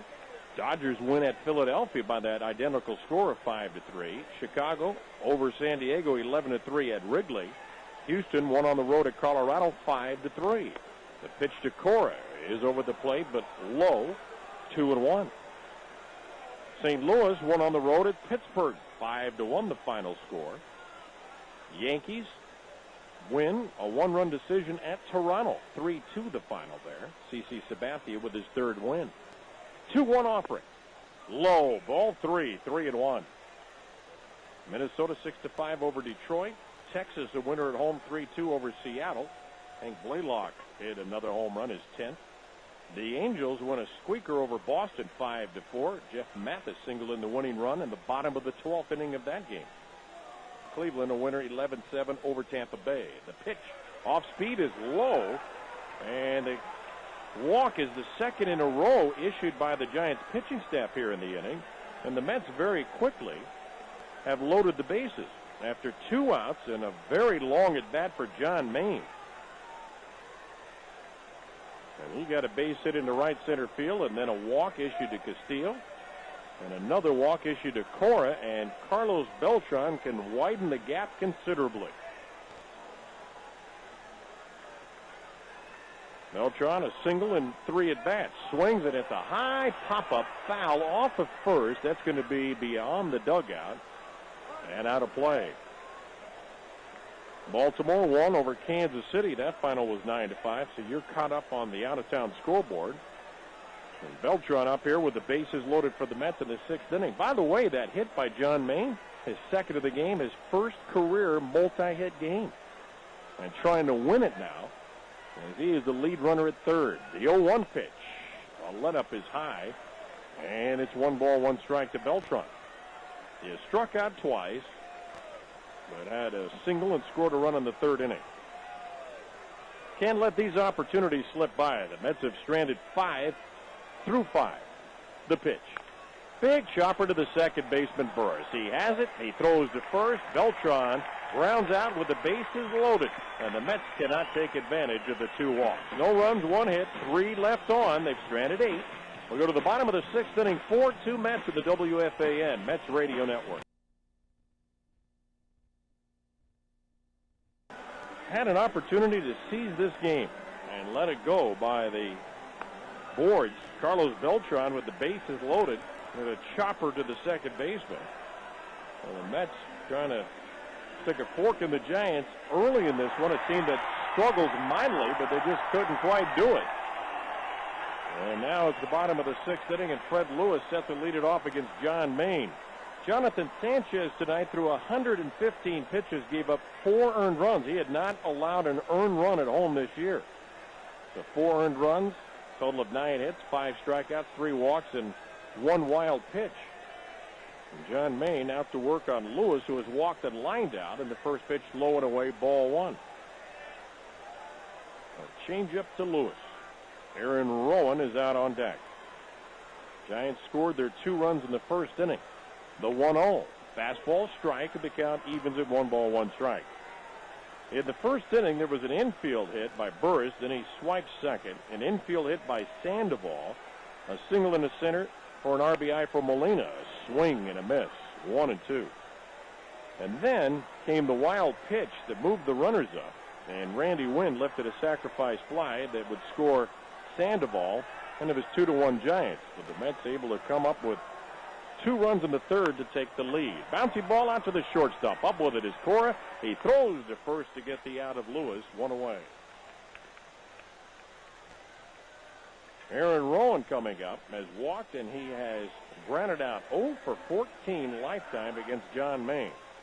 But he is playing in the game tonight in large part because of a little accident in the outfield. Nate Sherholtz, an outfielder, might have started, but he got hurt in a collision in the game yesterday. So says Bruce Bochy. And the pitch inside ball 1, which gave you the hint that Rowan may not have started tonight. 1-0. Maine back to the plate. Fastball hit in the air down the right field line. Pretty deep, but slicing, and it will go foul. Well out of play. 1-1 strike to Rowan. Ishikawa due up next, the number 8 hitter for the Giants. Mets are in control of this game, but they could have dominated, leading 4-2. Here's the pitch on the way, and a ground ball up the middle, base hit into center field. A one-out single by Rowan. And the Giants have collected another hit against John Maine. They have not hit anything with authority. They have had a double by Burris. They've had a couple of infield hits, a couple of singles in the center. He has walked 3. The Giants have had a couple of wild pitches to help their cause, plus they've had a couple of steals. But that all came early.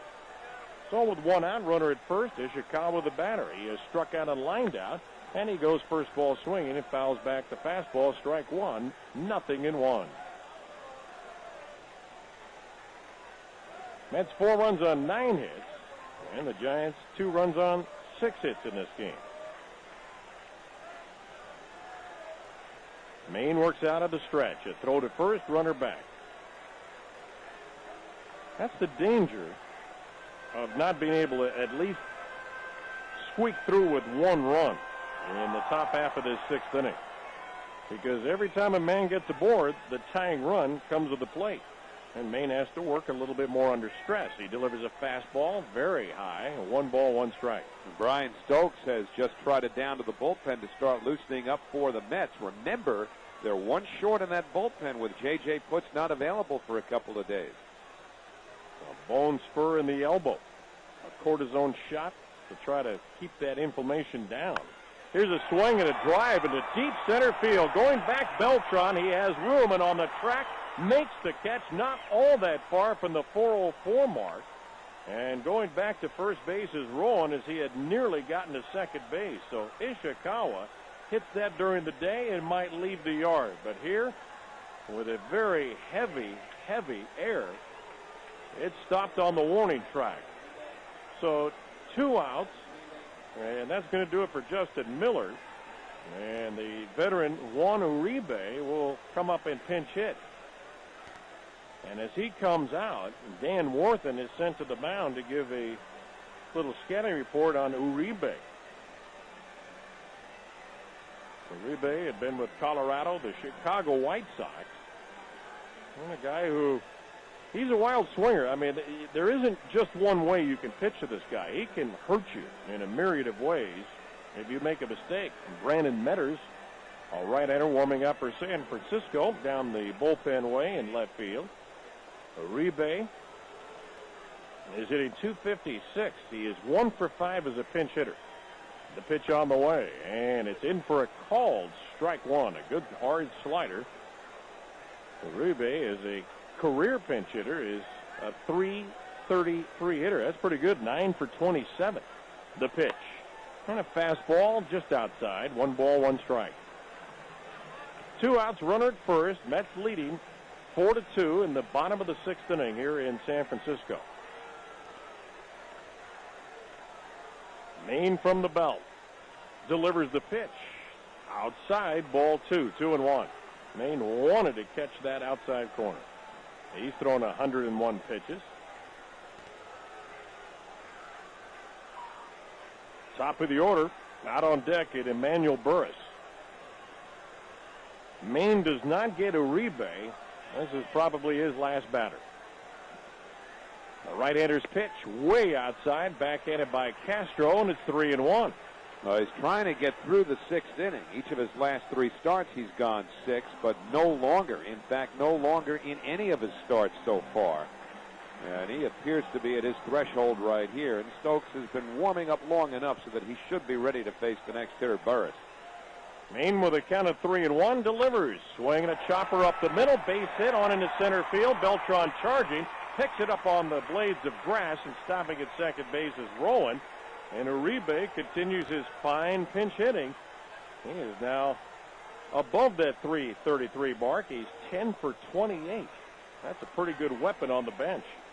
Stokes appears to be ready as Burris will come up to the plate. He has already singled and doubled and reached on an error against John Maine, and you wonder why they're taking their time against a guy who's had some success against him, at least tonight. I'm surprised, and one of the things I think that's most noticeable about this scenario is that John Maine appeared surprised.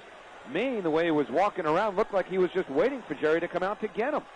So he has to face Burris, and here's the pitch, and a breaking ball is low and away. Ball one ball and no strike. You know, again, I mentioned the Mets are one short of the bullpen tonight, but Maine looks like he's just about done, and I think Jerry Manuel's taking a bit of a chance here. Runners at first and second. The pitch swung on and fouled out of play. Had enough on that fastball to produce a foul ball at 93 miles an hour. 1 ball, 1 strike. You'd like to be able to go with Stokes and Feliciano and Parnell as some combination to get him through the 7th and 8th innings. So I'm sure that's why he wants to push Maine through this last hitter. But he looks like he's just about on the ropes here. 2 singles in the inning, 2 outs. Here's the pitch. Swinging a foul off to the left. Just slapped into the crowd. And it's 1 ball and 2 strikes. Burris has a swing there that would be somewhat reminiscent of Jose Reyes on a pitch up and away that was tailing away and just kind of slapping at it, getting underneath that baseball. Yeah, you mentioned it. His stance is a little similar, too, isn't it? Yeah, he does. And he wears the same number. Number 7. Jose Reyes hopes to be in the lineup tomorrow. If not, he may beat Jerry Manuel to death with his words. The pitch, a half-swing foul ball up and over the screen. Jerry was kidding about that with Ed Coleman today on Mets Extra, saying, you know, implying that I don't know if I could take 2 days of Jose Reyes chasing me down, begging to play. The old Gary Carter syndrome. Whenever Davey Johnson wanted to give Gary a day off, kid almost talked him silly. Forced his way back in. And he didn't take many days off. He was a durable catcher and a good one. Hall of Famer. Here's the 1-2 pitch. Called strike 3. A fastball thrown to Burris by Maine. He had enough on the last one. Registered here on the radar gun at 94 miles an hour. So for the Giants, no runs. 2 hits. 2 left on. We head to the 7th. Still 4-2 Mets of the WFAN Mets Radio Network. One spot as Emmanuel Burris is out of the game, and remaining in the game after pinch hitting is Juan Uribe, and he's playing second base. So a strong finish for John Maine. 6 innings, and now hoping for that offense to blow it wide open. Gary Sheffield takes the first pitch, and it's over for a called strike 1. Sheffield has answered the call tonight. An RBI single in the first inning, a double and a run scored in the 3rd, fly to left his last time up, just getting underneath it. 4-2 Mets. We're at the top of the 7th. The pitch. A breaking ball is low. 1 ball and 1 strike. Tonight's game brought to you by Chrysler. At Chrysler, we're building a new car company. We're building great deals, too, with up to $4,000 cash allowance on the Chrysler you'll want to drive. Visit your local dealer today and come see what we're building for you. A swing and a miss on a breaking ball. 1 ball and 2 strikes to Sheffield. He'll be followed by David Wright and Fernando Tatis. The Mets have out hit the Giants 9-7, leading 4-2. The windup in the pitch. And a little dribbler up the first base side. Fair ball played by the first baseman, Ishikawa, who thought about tagging out Sheffield, who slowed down his pace going to first base, and so the first baseman went back to the bag and stepped on it for the out, and that'll bring up David Wright. John Maine probably out, I would presume, with the number of pitches thrown in excess of 100. But you have to look at the thing that he did tonight that was very impressive, and that is he collected 4 strikeouts, and all 4 of them ended the inning. So he had a little in reserve. Here's a fastball strike to David Wright. He has singled twice, has 2 stolen bases, an RBI, and has walked. So he's been on base every time tonight.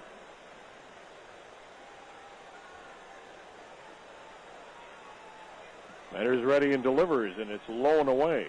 Count even up, 1 ball, 1 strike. Well, John Maine just finding a way after a very difficult and looked to be perilous first inning. The 1-1. That one goes to the backstop. 2 balls and a strike. Howie, I'll be honest with you, I didn't know if he was going to be able to survive that first inning. Everything that he did was wrong.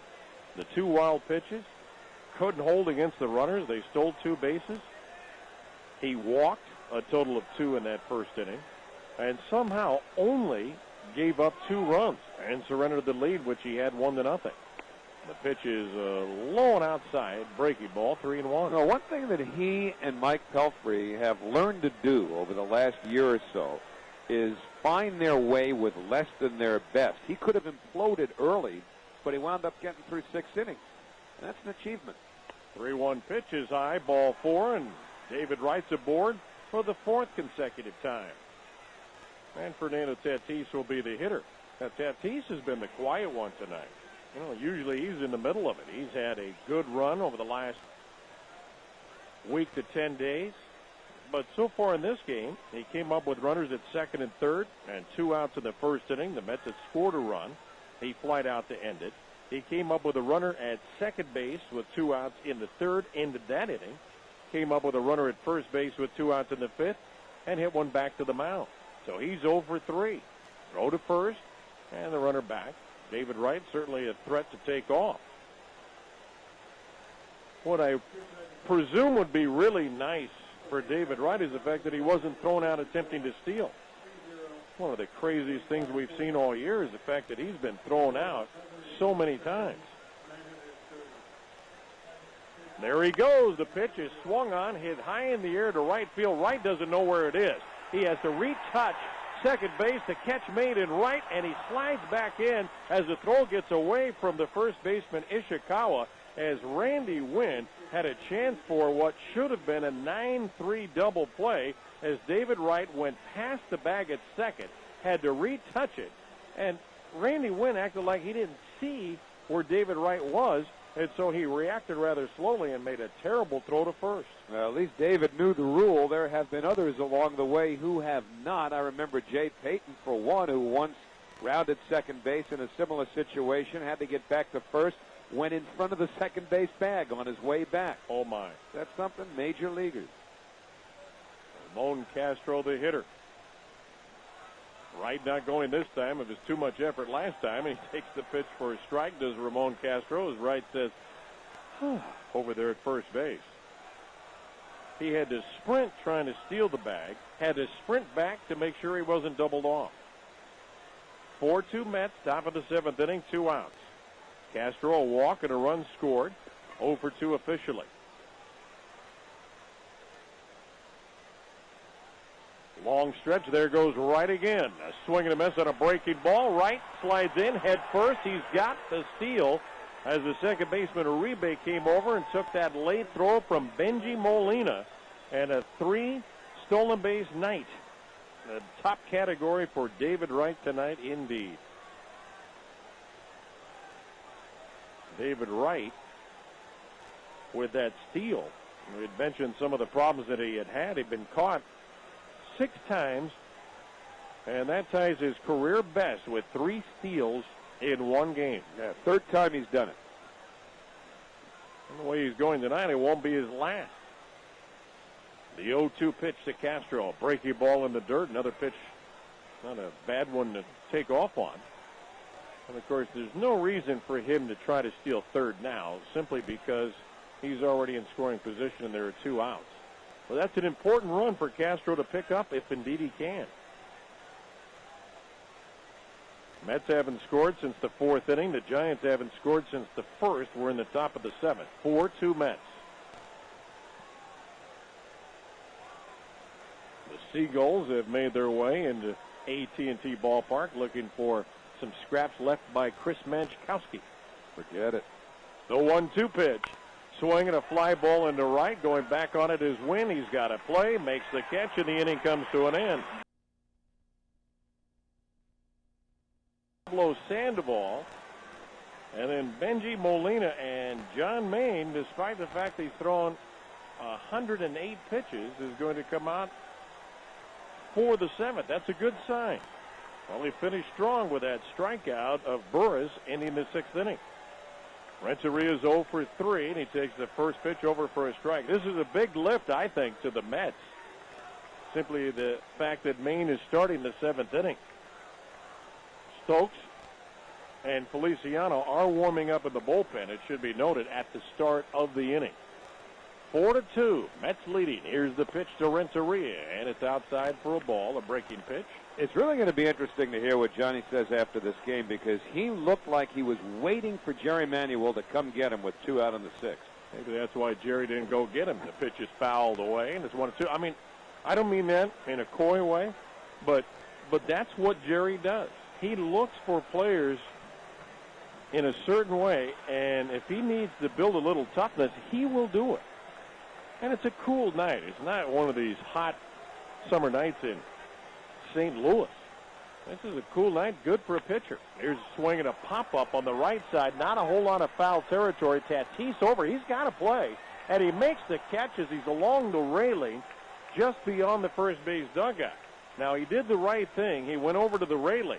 Then he looked up and saw that he had plenty of room, but he kind of drifted. I don't think he was quite certain about his footing near that railing. I think he thought he was a little closer. Very awkward at the end. Not a whole lot of agility on the part of Tatis, but he does get the out. And Renteria, an 0-for-4 night. And the hitter is Pablo Sandoval. You know, Sandoval reminds me a lot of, and forgive me for this, Prince Fielder. The pitch fouled out of play off to the left. I mean, he's not real big. He's 5'11", but he weighs about 246 pounds. Well, not about. He weighs exactly that. Now, I didn't weigh him, but that's what the Giants tell us.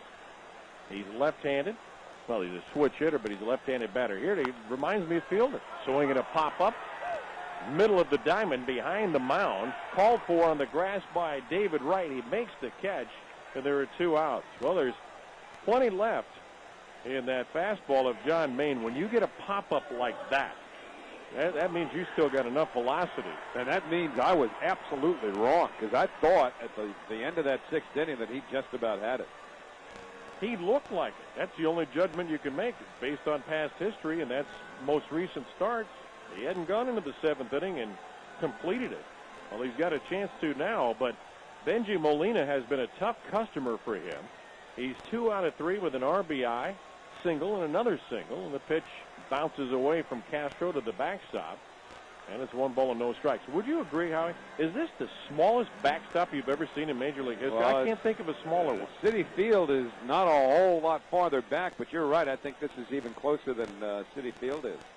Here's the 1-0 pitch, and a fastball up and in, and maybe that's the answer to David Wright a little earlier. Good when point. He had to take one up under the chin. And I love that Jerry's doing this, frankly. I mean, I'm all for forcing pitchers and pushing them as hard as you possibly can, meaning starters. And you do it to the best hitter on the opposition, and Molina is that. A pitch squirts past Castro, a fastball to the backstop again, and it's 3-0. Well, it's one thing to throw inside as a purpose pitch and just a message, and John Maine, if there's anybody on this team that's going to protect David Wright, it's the fellow Virginian.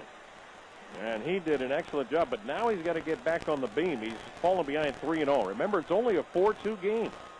And the pitch, low and away, ball 4. And he walks Molina with 2 outs.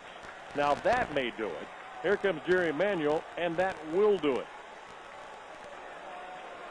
Giants have 2 outs, a runner at first. Randy Wynn at the plate. Brian Stokes trying to finish off the inning for John Maine. The first pitch cracked on the ground, foul. First base side, skips up into the seats, a souvenir, and it's 0-1. Wynn, a sacrifice fly in the first inning, grounded out in the 3rd, hit into a double play back at inning number 5. A guy who has hit 300 the last couple of years, off to a slow start this season. But Bruce Bochy goes by the track record and has stayed with him. Great patience. The 0-1 pitch. Ground ball to the first baseman. It's picked up by the stumbling Tatis, but got to his feet, ran to the bag, steps on it, and Stokes gets the job done to get the last out of the 7th inning. No runs, no hits, no errors, a walk, and a man left on. We head to the 8th in San Francisco. 4-2 Mets in the WFAN. Mets. Worth noting is that Maine, this may be a big game for him to get over the hump, especially after he threw 30 first-inning pitches. Yeah, 118 is how far he lasted, which is significant. Now the Mets try to extend the lead as Ryan Church takes a fastball high. 1 ball and no strikes. Church, 1 out of 3. He's actually hit in 5 straight games now as Ryan Church.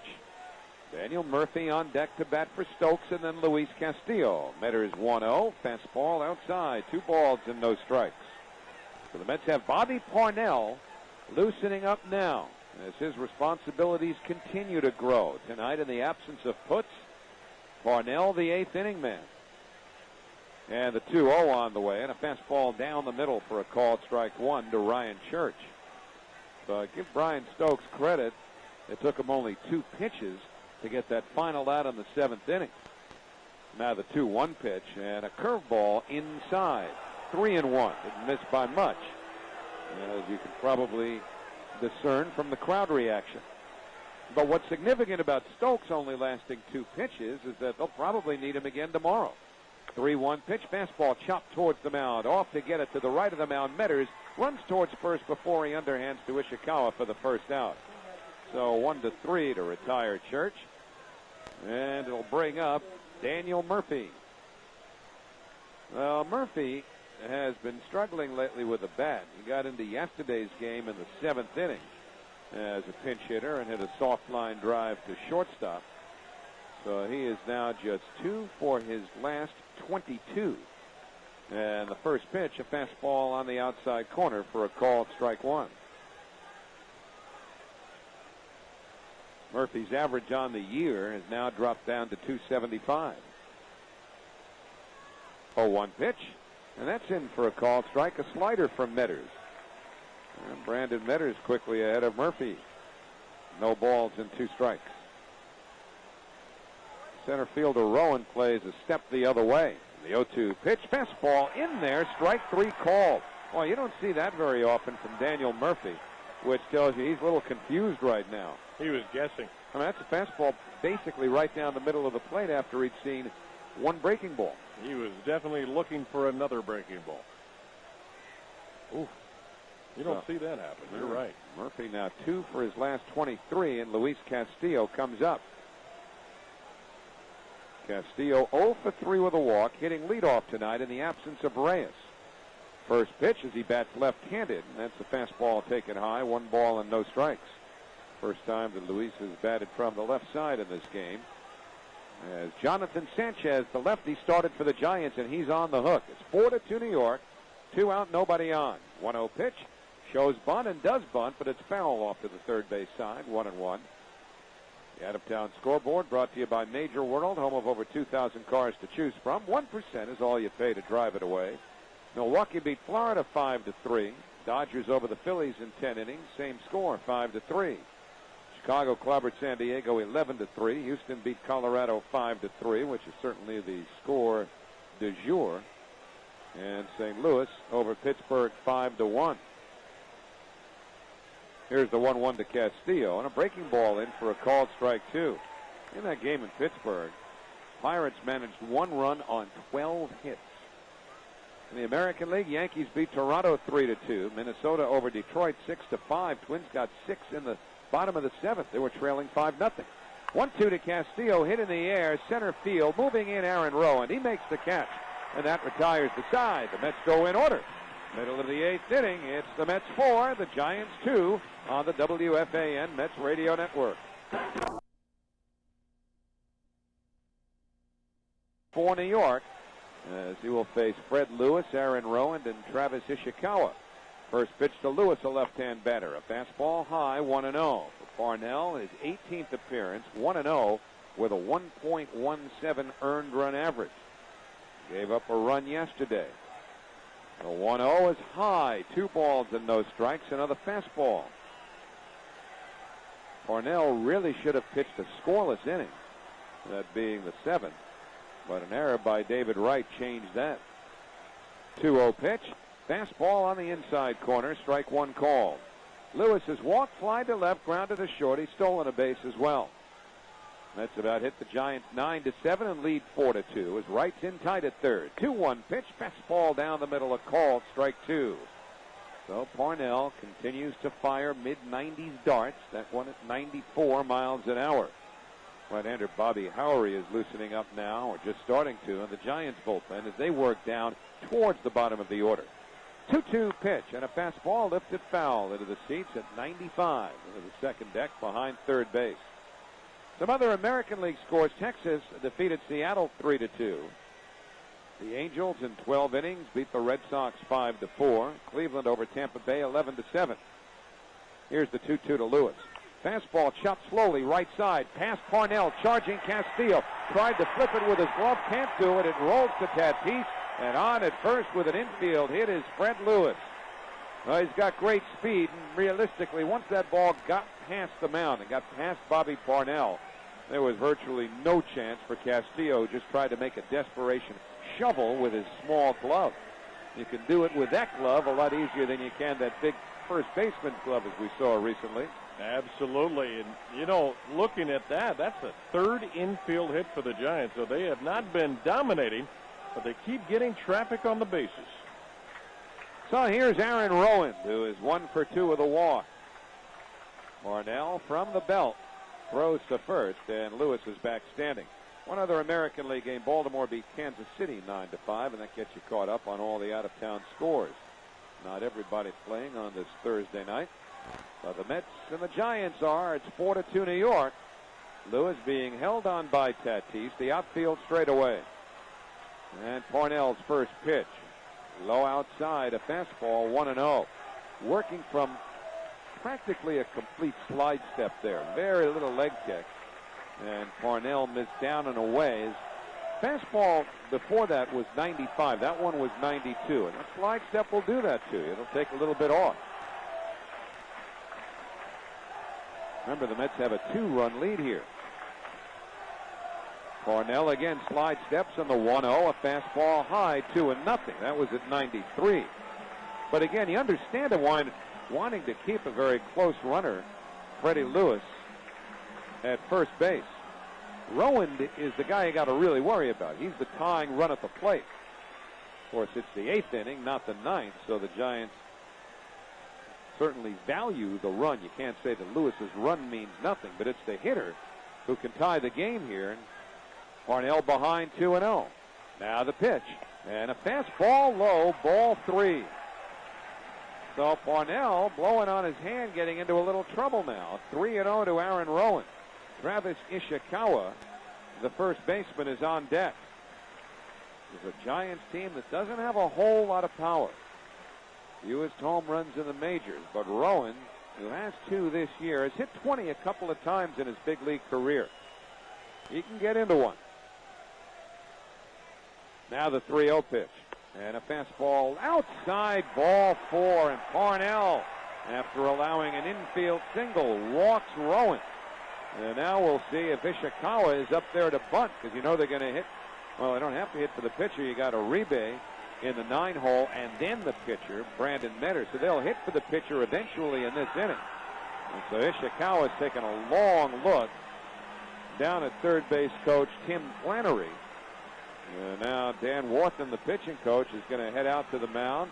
Pedro Feliciano, a left-hander, runs out to the bullpen to try to get ready as quickly as possible for the Mets. And remember, he had thrown in that last inning, and so it shouldn't take him too long to get loose, although it is a bit chilly here in San Francisco. Well, you'd have to think, with the Giants being the home team, it's the 8th inning, they're down 2, that Ishikawa is going to be called on to bunt by Bruce Bochy, but we'll see. The entire infield came together on the mound when Dan Warthen was out there, discussing how they'll handle the alignment. Saw the crowd, employed by the scoreboard, begins to make some noise. Paid crowd tonight of 30,154, 30154. But certainly fewer than that even at the crowd's peak tonight. So here's Ishikawa. Parnell looks to second, now the pitch, and he takes a breaking ball for a called strike, 0-1. He showed no inclination to bunt. So 0-1 to the Giants' first baseman, who has struck out, flied to right, and flied to center. Recently, Ishikawa fought through an 0-for-17 slump. 0-1 to the left-hand batter. Parnell looks to second. Now he squares, and he bunts back towards the mound. Parnell has it. His play will be to first. He throws low, but it's grabbed by Tatis, the first baseman, as the runners move up. So it's a 1-3 sacrifice as Lewis goes to third and Rowan goes to second, representing the tying run. And now Juan Uribe coming up. Now, I thought he had a play at third base if he had reacted, but he had his back to the third base bag. And you're right about that throw to first base, Howie. That almost was sent down the line. Castro, the catcher, was taking charge, telling him to go to first. So here's Uribe, right-hand batter. Parnell delivers. Fastball high, 1-0, a 96-mile-an-hour fastball. Brought to you by Time Warner Cable's Roadrunner high-speed online, the fastest way around the internet. The Giants have the tying run at second. Runners at second and third, one out. The infield back, the outfield deep. The 1-0 pitch and a fastball line foul down the right field line into the seats. And the count 1-1 to Uribe, who's up for the second time in this game after he singled as a pinch hitter in the sixth inning and then stayed in as part of a double switch. And Brandon Metters came on to do the pitching for the Giants. Now it's 1-1. Parnell sets. Here's the pitch. And a fastball low, ball two. The pitcher's spot is due up next. And a tough hitter in spots like this, the veteran Rich Aurelia, is on deck to pinch hit for Brandon Metters. 2-1 to Uribe. Here's the pitch. And a fastball lined into left field, a base hit. In to score is Lewis. Turning third and being held there is Rowan. The throw comes in on one hop to Castro. And on at first with an RBI single is Juan Uribe. And the Met lead is cut to 4-3. And that was hit very hard by Uribe for his second hit. And I would imagine that Jerry's going to stay with the right-hander Parnell against Rich Aurelia now, a right-handed hitter. Poor base running by Juan Uribe. He should have been going to second base. That throw was too high from the left fielder Sheffield to the cutoff man David Wright, who made a leap and couldn't come down with it. Very surprising. But here is Aurelia now to pinch hit. Rich Aurelia, back for his second time around as a Giant, has only had 45 at-bats with 7 hits. It's a 156 average. But don't let that mislead you. Over the years, he has gotten some big hits, certainly that I can recall, in games against the Mets. By not getting down to second, the double play remains in order on a ground ball. Rowan is at third. Uribe at first. One out. 4-3 New York in the eighth. Parnell sets. Now the pitch. And a breaking ball low. 1 ball and no strikes. He started him off with a slider. Rich Aurelia, a New York area kid. Been around for a long time in the major league. 0 for his last 15.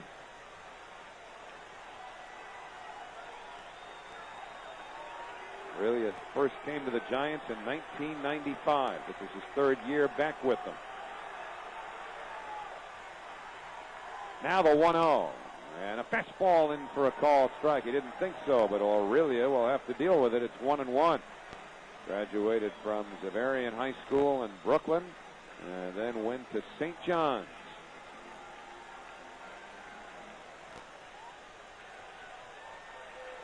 Mets 4, Giants 3.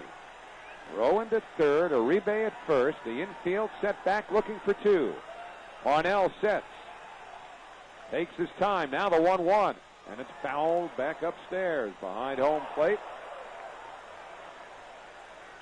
And so Parnell ahead here, a ball and 2 strikes with Edgar Renteria, another tough out in clutch spots on deck. Hits are even at 9.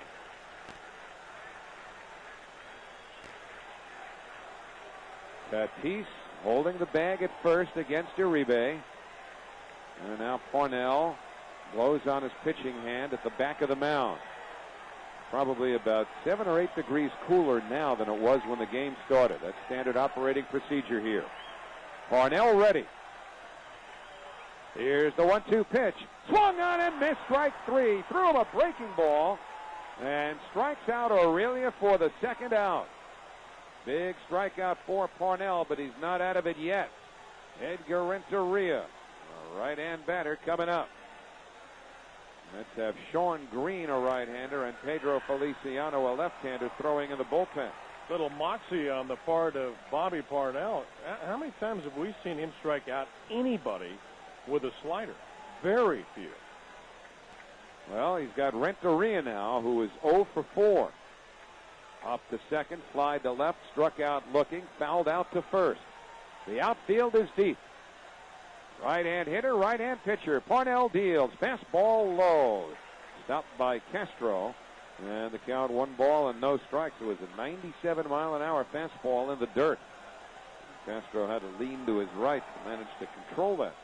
Something he did not do on some breaking balls from John Maine in the first inning, which cost Maine 2 wild pitches. So 1-0 to Renteria. Parnell to the belt. Now the 1-0 pitch. Hit on the ground up the middle to his left. Cora fields it from the edge of the grass. Throws too late to first. The tying run scores. Rowan comes in from third. Uribe stops at second. On at first with an infield single is Edgar Renteria, and the Giants have tied it 4-4. Cora's throw not only was late, it came in on 2 or 3 hops, and Renteria might have pulled a muscle as he reached for the back of his leg as he ran through first base about 30 feet down the line into short right field. He's talking things over now with first base coach Roberto Kelly, but the Giants have tied it on an infield hit by Renteria, and now the trainer is going to come out to have a look at Edgar Renteria. Is going to first base to run for Renteria. So Velez takes over at first, but now the go-ahead run is in scoring position. And that is Juan Uribe at second base.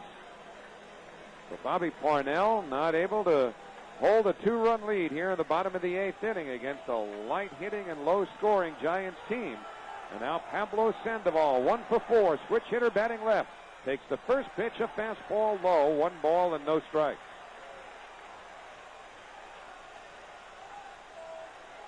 I don't know whether or not Renteria had a cramp or might have tweaked a hamstring. But he's out of the game. And now the 1-0 pitch. And it's low outside, ball 2, 2-0. The on-deck hitter is Benji Molina. Sandoval singled in the first inning and scored. Fly to right, fly to center, popped to third.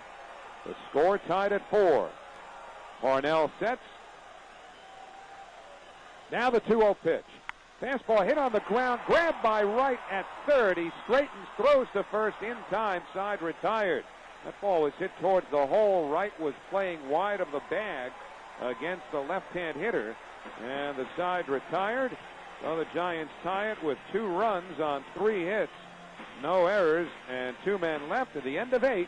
Mets 4, Giants 4 on the WFAN Mets Radio Network. Go to the 9th inning in San Francisco. The Mets and the Giants are now tied 4-4. Brian Wilson, the closer of the Giants, comes on to start the 9th inning. And Eugenio Velez, who ran for the injured Edgar Renteria, stays in the game at second base. Juan Uribe, who had been at second, slides over to short. And Alex Cora, the Mets shortstop, leads off the 9th inning. The righty Wilson deals in a fastball down the middle for a called strike 1. For Wilson, his 17th appearance, he has 8 saves and a 2-0 record with a 3.18 earned run average. Cora, Beltran, Sheffield due up for the Mets here in the 9th inning. Now Wilson sets the 0-1. And a little chopper towards third, moving to his left. Sandoval, he's got it and throws out Cora, 1 man away. And Carlos Beltran will bat. Beltran has struck out, singled, and scored. Struck out again and grounded to second. Disappointing for Bobby Parnell, who has been moved up the ladder in the chain of command in terms of importance in late inning situations out of the bullpen. With J.J. Putz not available tonight, Parnell got the 8th with a 2-run lead, couldn't hold it. So here's Beltran. And the first pitch, a fastball in for a called strike, 0-1. That's a 96-mile-an-hour fastball thrown by Brian Wilson. Right-hander Sean Green throwing for the Mets, along with Frankie Rodriguez. Here's the 0-1. And a changeup into the air to left center field. Pretty deep. Rowan going back. Reaches out. Can't get it. It goes to the wall. Karam's back to Rowan, who fires into the cutoff man. And Beltran takes a big turn at second and holds on there with a 1-out double. He spanked that pitch the other way. And now the Mets have the go-ahead run in scoring position with 1 out. Tell you what, that was a great play by Rowan in the fact that it was slicing away from him, went over his head. He reached for it, couldn't get there.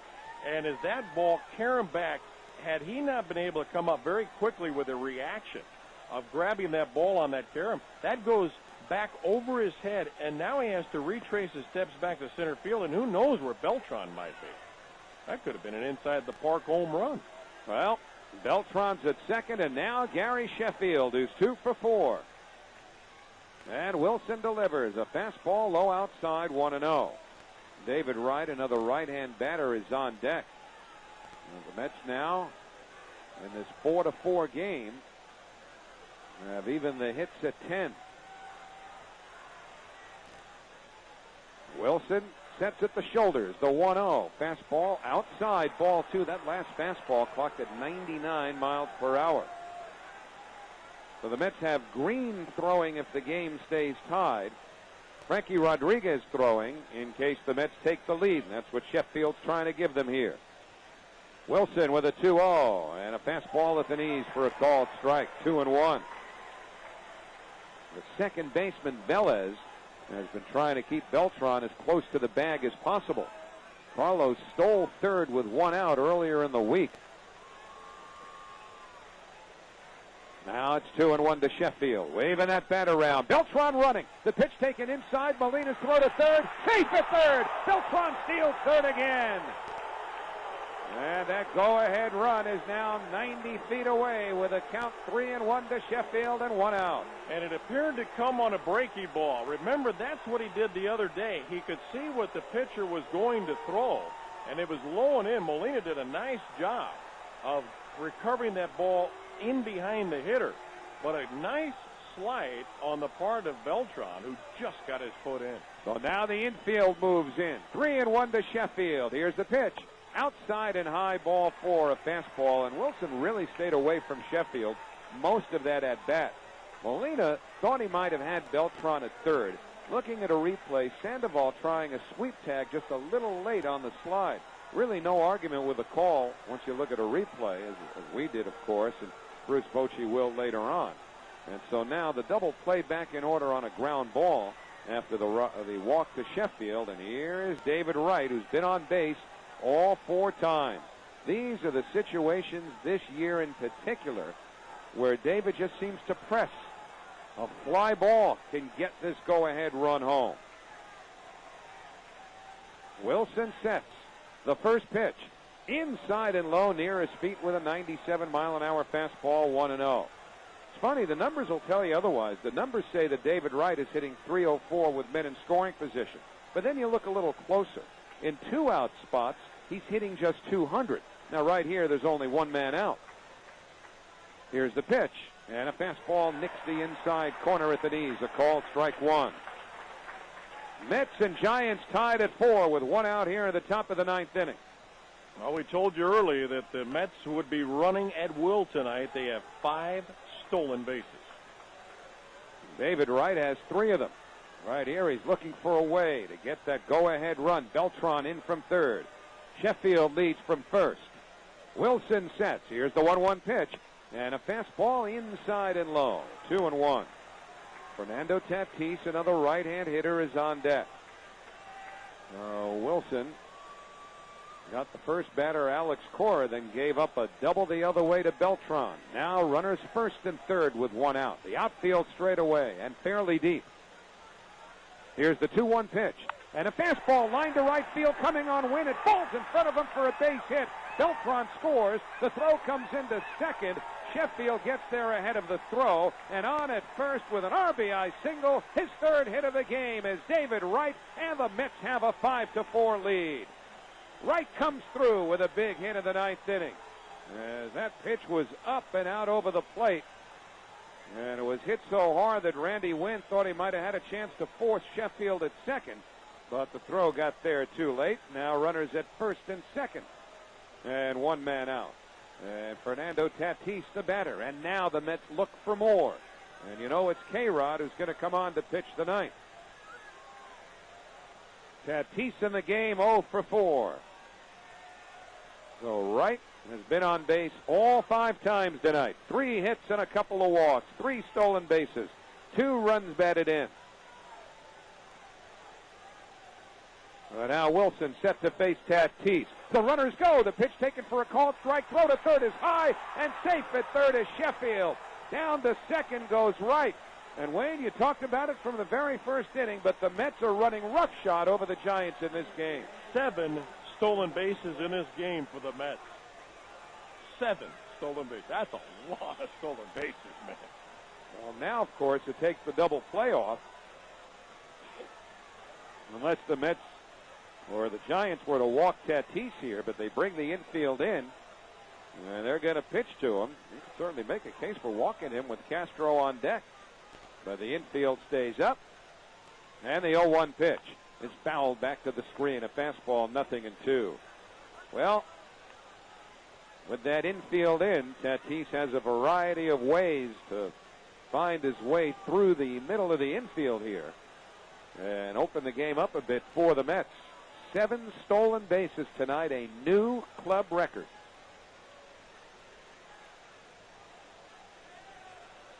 Sheffield is at third. Wright is at second. All 4 infielders are up. The outfield straight away. And Wilson comes set. The 0-2 to Tatis. Little ground ball to second, fielded by Velez. Looks the runners back and throws to first in time. 2 men away. Well, Tatis hit it right at the second baseman, Eugenio Velez. With that infield up, there was no chance for Sheffield to come in from third, not running on contact with the infield in. Had he been running on contact, he'd have been out by 20 feet. So in that sense, a break for the Mets. But now the infield drops back, and Ramon Castro will hit with 2 men out. Castro 0 for 3 with a walk. First pitch, fastball inside. Molina had to reach in for it, and the count 1-0. Inside and low from Brian Wilson. Ryan Church, a left-hand batter, waiting on deck. Bobby Howry, a righty, throwing in the Giants bullpen. Here's the 1-0 to Castro. And a fastball lined to right field, base hit. In comes Sheffield. Here comes Wright around third. Wynn's throw to the plate, up the third base line, the slide, safe at the plate. Wright with a head-first slide, got around the tag from Molina, and on at first with a 2-run single is Ramon Castro, and the Mets have a 7-4 lead. So after they gave up a 2-run lead in the bottom of the 8th, the Mets have come through with 3 here in the top of the 9th. Better late than never, but you know what? This also sets up the potential somewhere in this 4-game series where they will see Brian Wilson again. And they have touched him up for 3 runs. This is the closer for the Giants. So, Ryan Church the batter, and the first pitch is taken off the outside corner. A fastball 1-0. That throw was up the third base line, so Wright had to come around Molina and was able to do it with a hands first slide, getting that arm in well before Molina could get a tag down. The 1-0 to Church, swung on and missed a fastball. 1 ball, 1 strike. Church, the 7th man to bat here in the 9th inning. Biggest inning for either team tonight. 3 runs for New York. Jeremy Reed has come out on deck to hit for Bobby Parnell.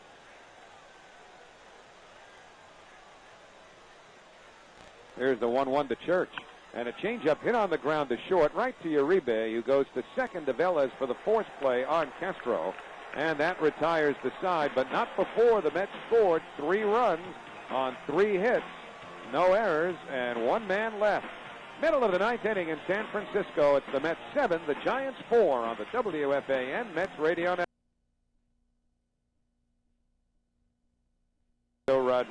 Francisco Rodriguez into the game. So Reed is batting 9th and K-Rod 4th. And for John Maine, of course, a shame that he won't qualify for this win after bulldogging it through 6 2/3 innings. Bobby Parnell let it get away in the 8th. But the Mets picked up Parnell. And now Frankie Rodriguez will try to save it as he faces Benji Molina to lead off here in the 9th inning. And the first pitch to the right-hand batter on the outside corner, a fastball, no balls and 1 strike. Molina is 2 out of 3 with a walk, including an RBI single.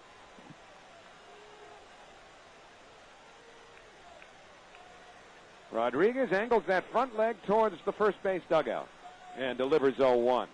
And a changeup. They want to check the swing. He did not go around. And the count, 1 ball and 1 strike. So with David Wright having stolen 4 bases among the Mets' 7, he has tied the Mets' all-time record for steals in a game, set by Roger Cedeno, ironically on this date 10 years ago, and Vince Coleman. Here's the 1-1 to Molina, ripped down the left field line. That's a base hit. Rolling towards the corner. Reed waits on the carom. Molina limping towards second, and he stands there with a double. Remember, he took a foul ball off the right knee earlier in this game, and he's slow to begin with. So you put those 2 events together, and he can't run a lick right now, but he's at second with a leadoff double here in the 9th inning. You wonder if there will be a carryover effect for him tomorrow night. There'll be a lot of treatment in between now and then. Randy Wynn will be the batter now. Mentioned 7 stolen bases by the Mets in this game. They had stolen 6 in a game 4 times, most recently in September of 07 against the Phillies. David Wright with 4 stolen bases, the Mets with 7, and none of it matters unless they can hold on here, leading 7-4. Randy Wynn the batter, nobody out, runner at second. Switch hitter batting left, first pitch, fastball swung on and foul tip into the mid of Castro. And the count, no balls and 1 strike. 94-mile-an-hour fastball there from Francisco Rodriguez. Remember, the Mets are doing this significantly short-handed tonight. No Delgado, no Jose Reyes, who hopes to be back tomorrow. No J.J. Putz, who needs a couple of days. Now the 0-1 pitch. And a changeup in for a call, strike 2. Beautiful pitch by K-Rod at the knees. Sometimes you look at a team and you always say it takes more than 25 players. Sometimes it takes less than 25 players to win. They lead 7-4. Nobody out, bottom of the 9th. Molina leading from second. No guarantee he can score on a base hit. First, the 0-2 pitch. Breaking ball in there. Strike 3 called. So K-Rod with a slider strikes out Randy Wynn for his first strikeout. 1 man away, or for his first out, and Freddie Lewis is coming up. Lewis 1 for 3 with a walk, a stolen base, and a run scored. David Wright with 4 stolen bases. Carl Crawford of the Tampa Bay Rays stole 6 in a game a couple of weeks ago. So here's Lewis. And K-Rod delivers. And that's down the middle for a called strike. No balls and 1 strike. So what happened to David Wright? The guy had been caught 6 times. All of a sudden, he's got a little extra gas in that pedal pushing down, and he is really having one of the great games of his career. Now the 0-1 pitch. And a fastball fouled over the screen to the left of home plate, 0-2. I mean, if getting on base has been tough for him and driving in clutch runs tough for him, well, he's been on base 5 times tonight and has driven in 2 big runs for the Mets. Most importantly, the last one that gave them the lead. They hope never to relinquish. Rodriguez ahead of Lewis, 0-2. Checks Molina at second, and the 0-2 pitch, a changeup grounded to first. Near the bag, Tatis has it, steps on the base, and that's the second out as Molina goes to third. But now the Giants down to their last out. And the Mets trying to do something that they have not done with any sort of regularity over the last couple of years, and that is show resilience late in games and come back. Now, they didn't give the lead away to the point where they fell behind, as the Giants scored 2 in the 8th to tie, but the Mets came right back with 3, and they haven't often done that. So here's Aaron Rowan, right-hand batter. First pitch, fastball popped up near first base, should end the game, and foul ground. Tatis under it, put it in the books. Well, the Mets take the opener of this 4-game series and this 10-game road trip with 3 runs in the 9th inning to break a 4-4 tie. In the 9th inning for the Giants, no runs, 1 hit, no errors, 1 left. The final score, the New York Mets 7 and the San Francisco Giants 4. Back to talk about it in a moment on the WFAN Mets Radio Network.